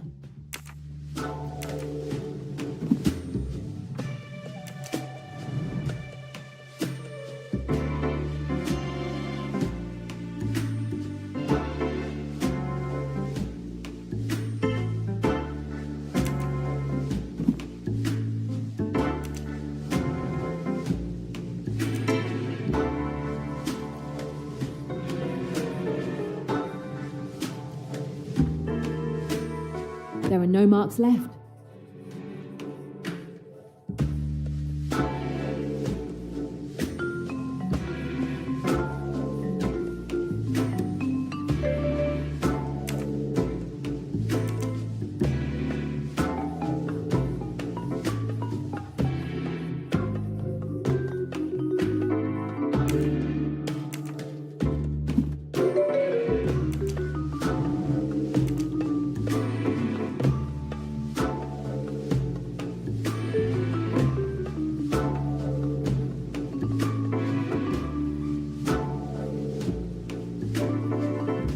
There are no marks left.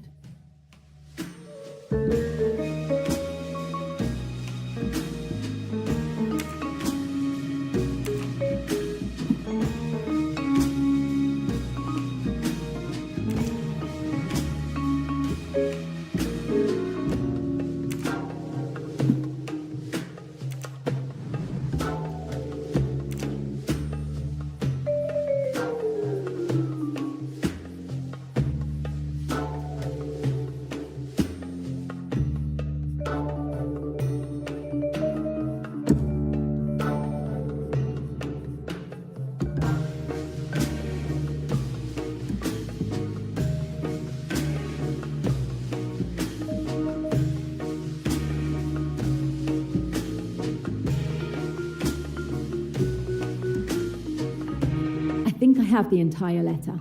Now I just need to put it in order.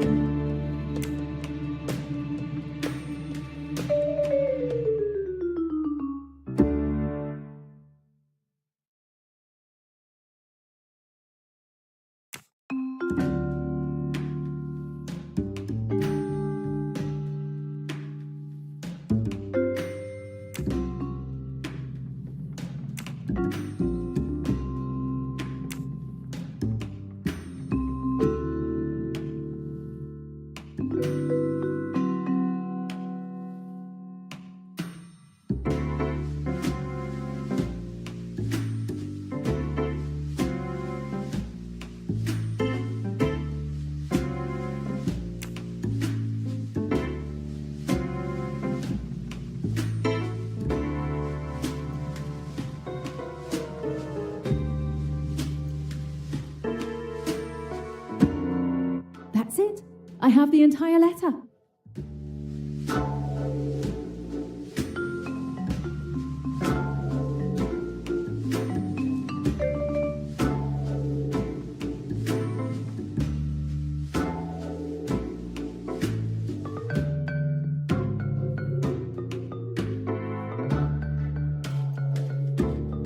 Pennington claims to have run into the Doyles on this boat by pure chance. But this letter, which he tried to make disappear, tells a completely different story. I have the strong impression that this trip to Egypt is actually a business trip for Mr. Pennington, perhaps even a matter of professional survival. He seems quite embarrassed at the thought of someone uncovering the games he's played with Lynette's money. I wonder if that's what it could be about.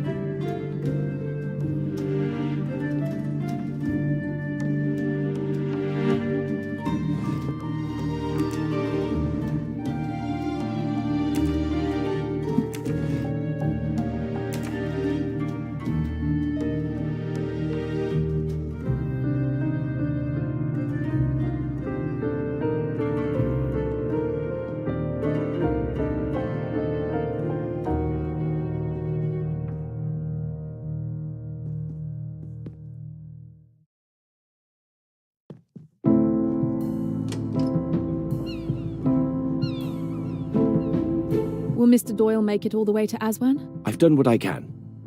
But you have to be quick. He's in a pretty bad state.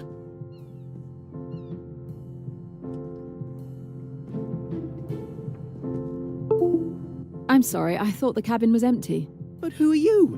Where'd you spring from? I'm Jane Royce. I'm a private detective working on another case. Now I'm helping on this one. The captain assigned me the task of searching all the cabins. If it will help uncover my wife's murderer, go ahead. This is the bag where Dr. Bessner... This instrument is used to monitor blood pressure.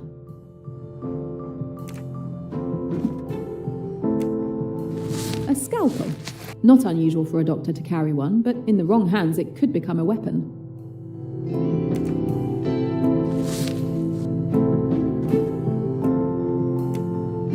A stethoscope, the doctor's tie.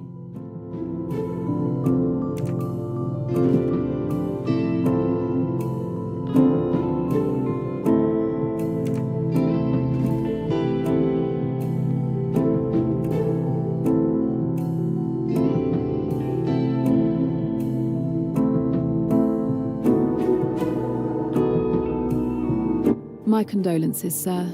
Thank you.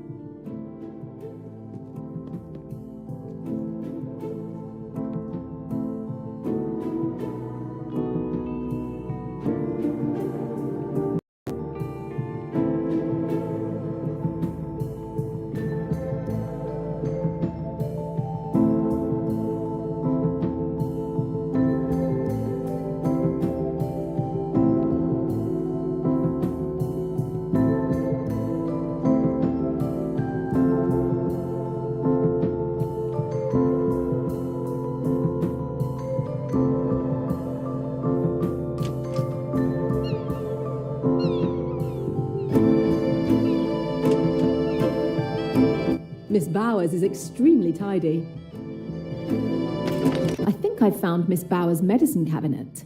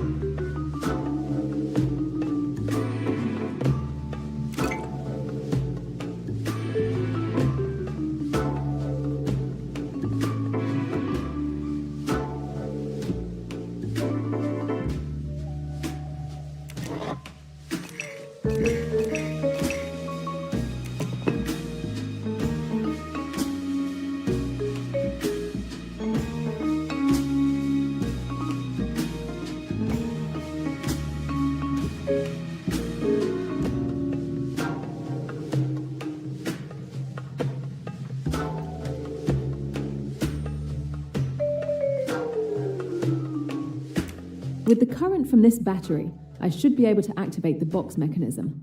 Then all I have to do is get it to the end of the line.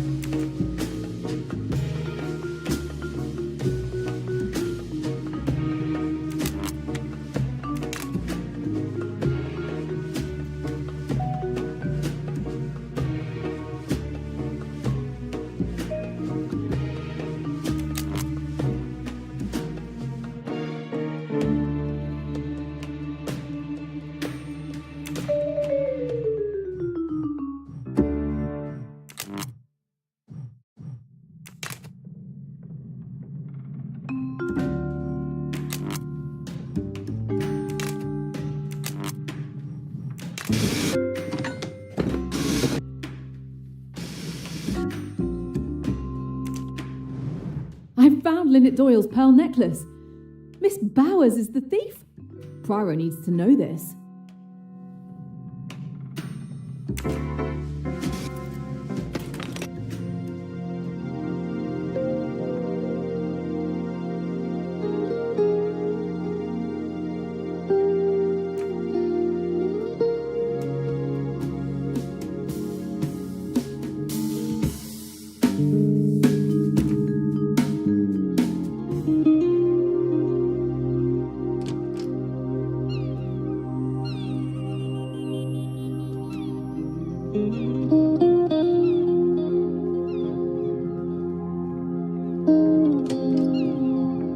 The Otterbourne family's cabin.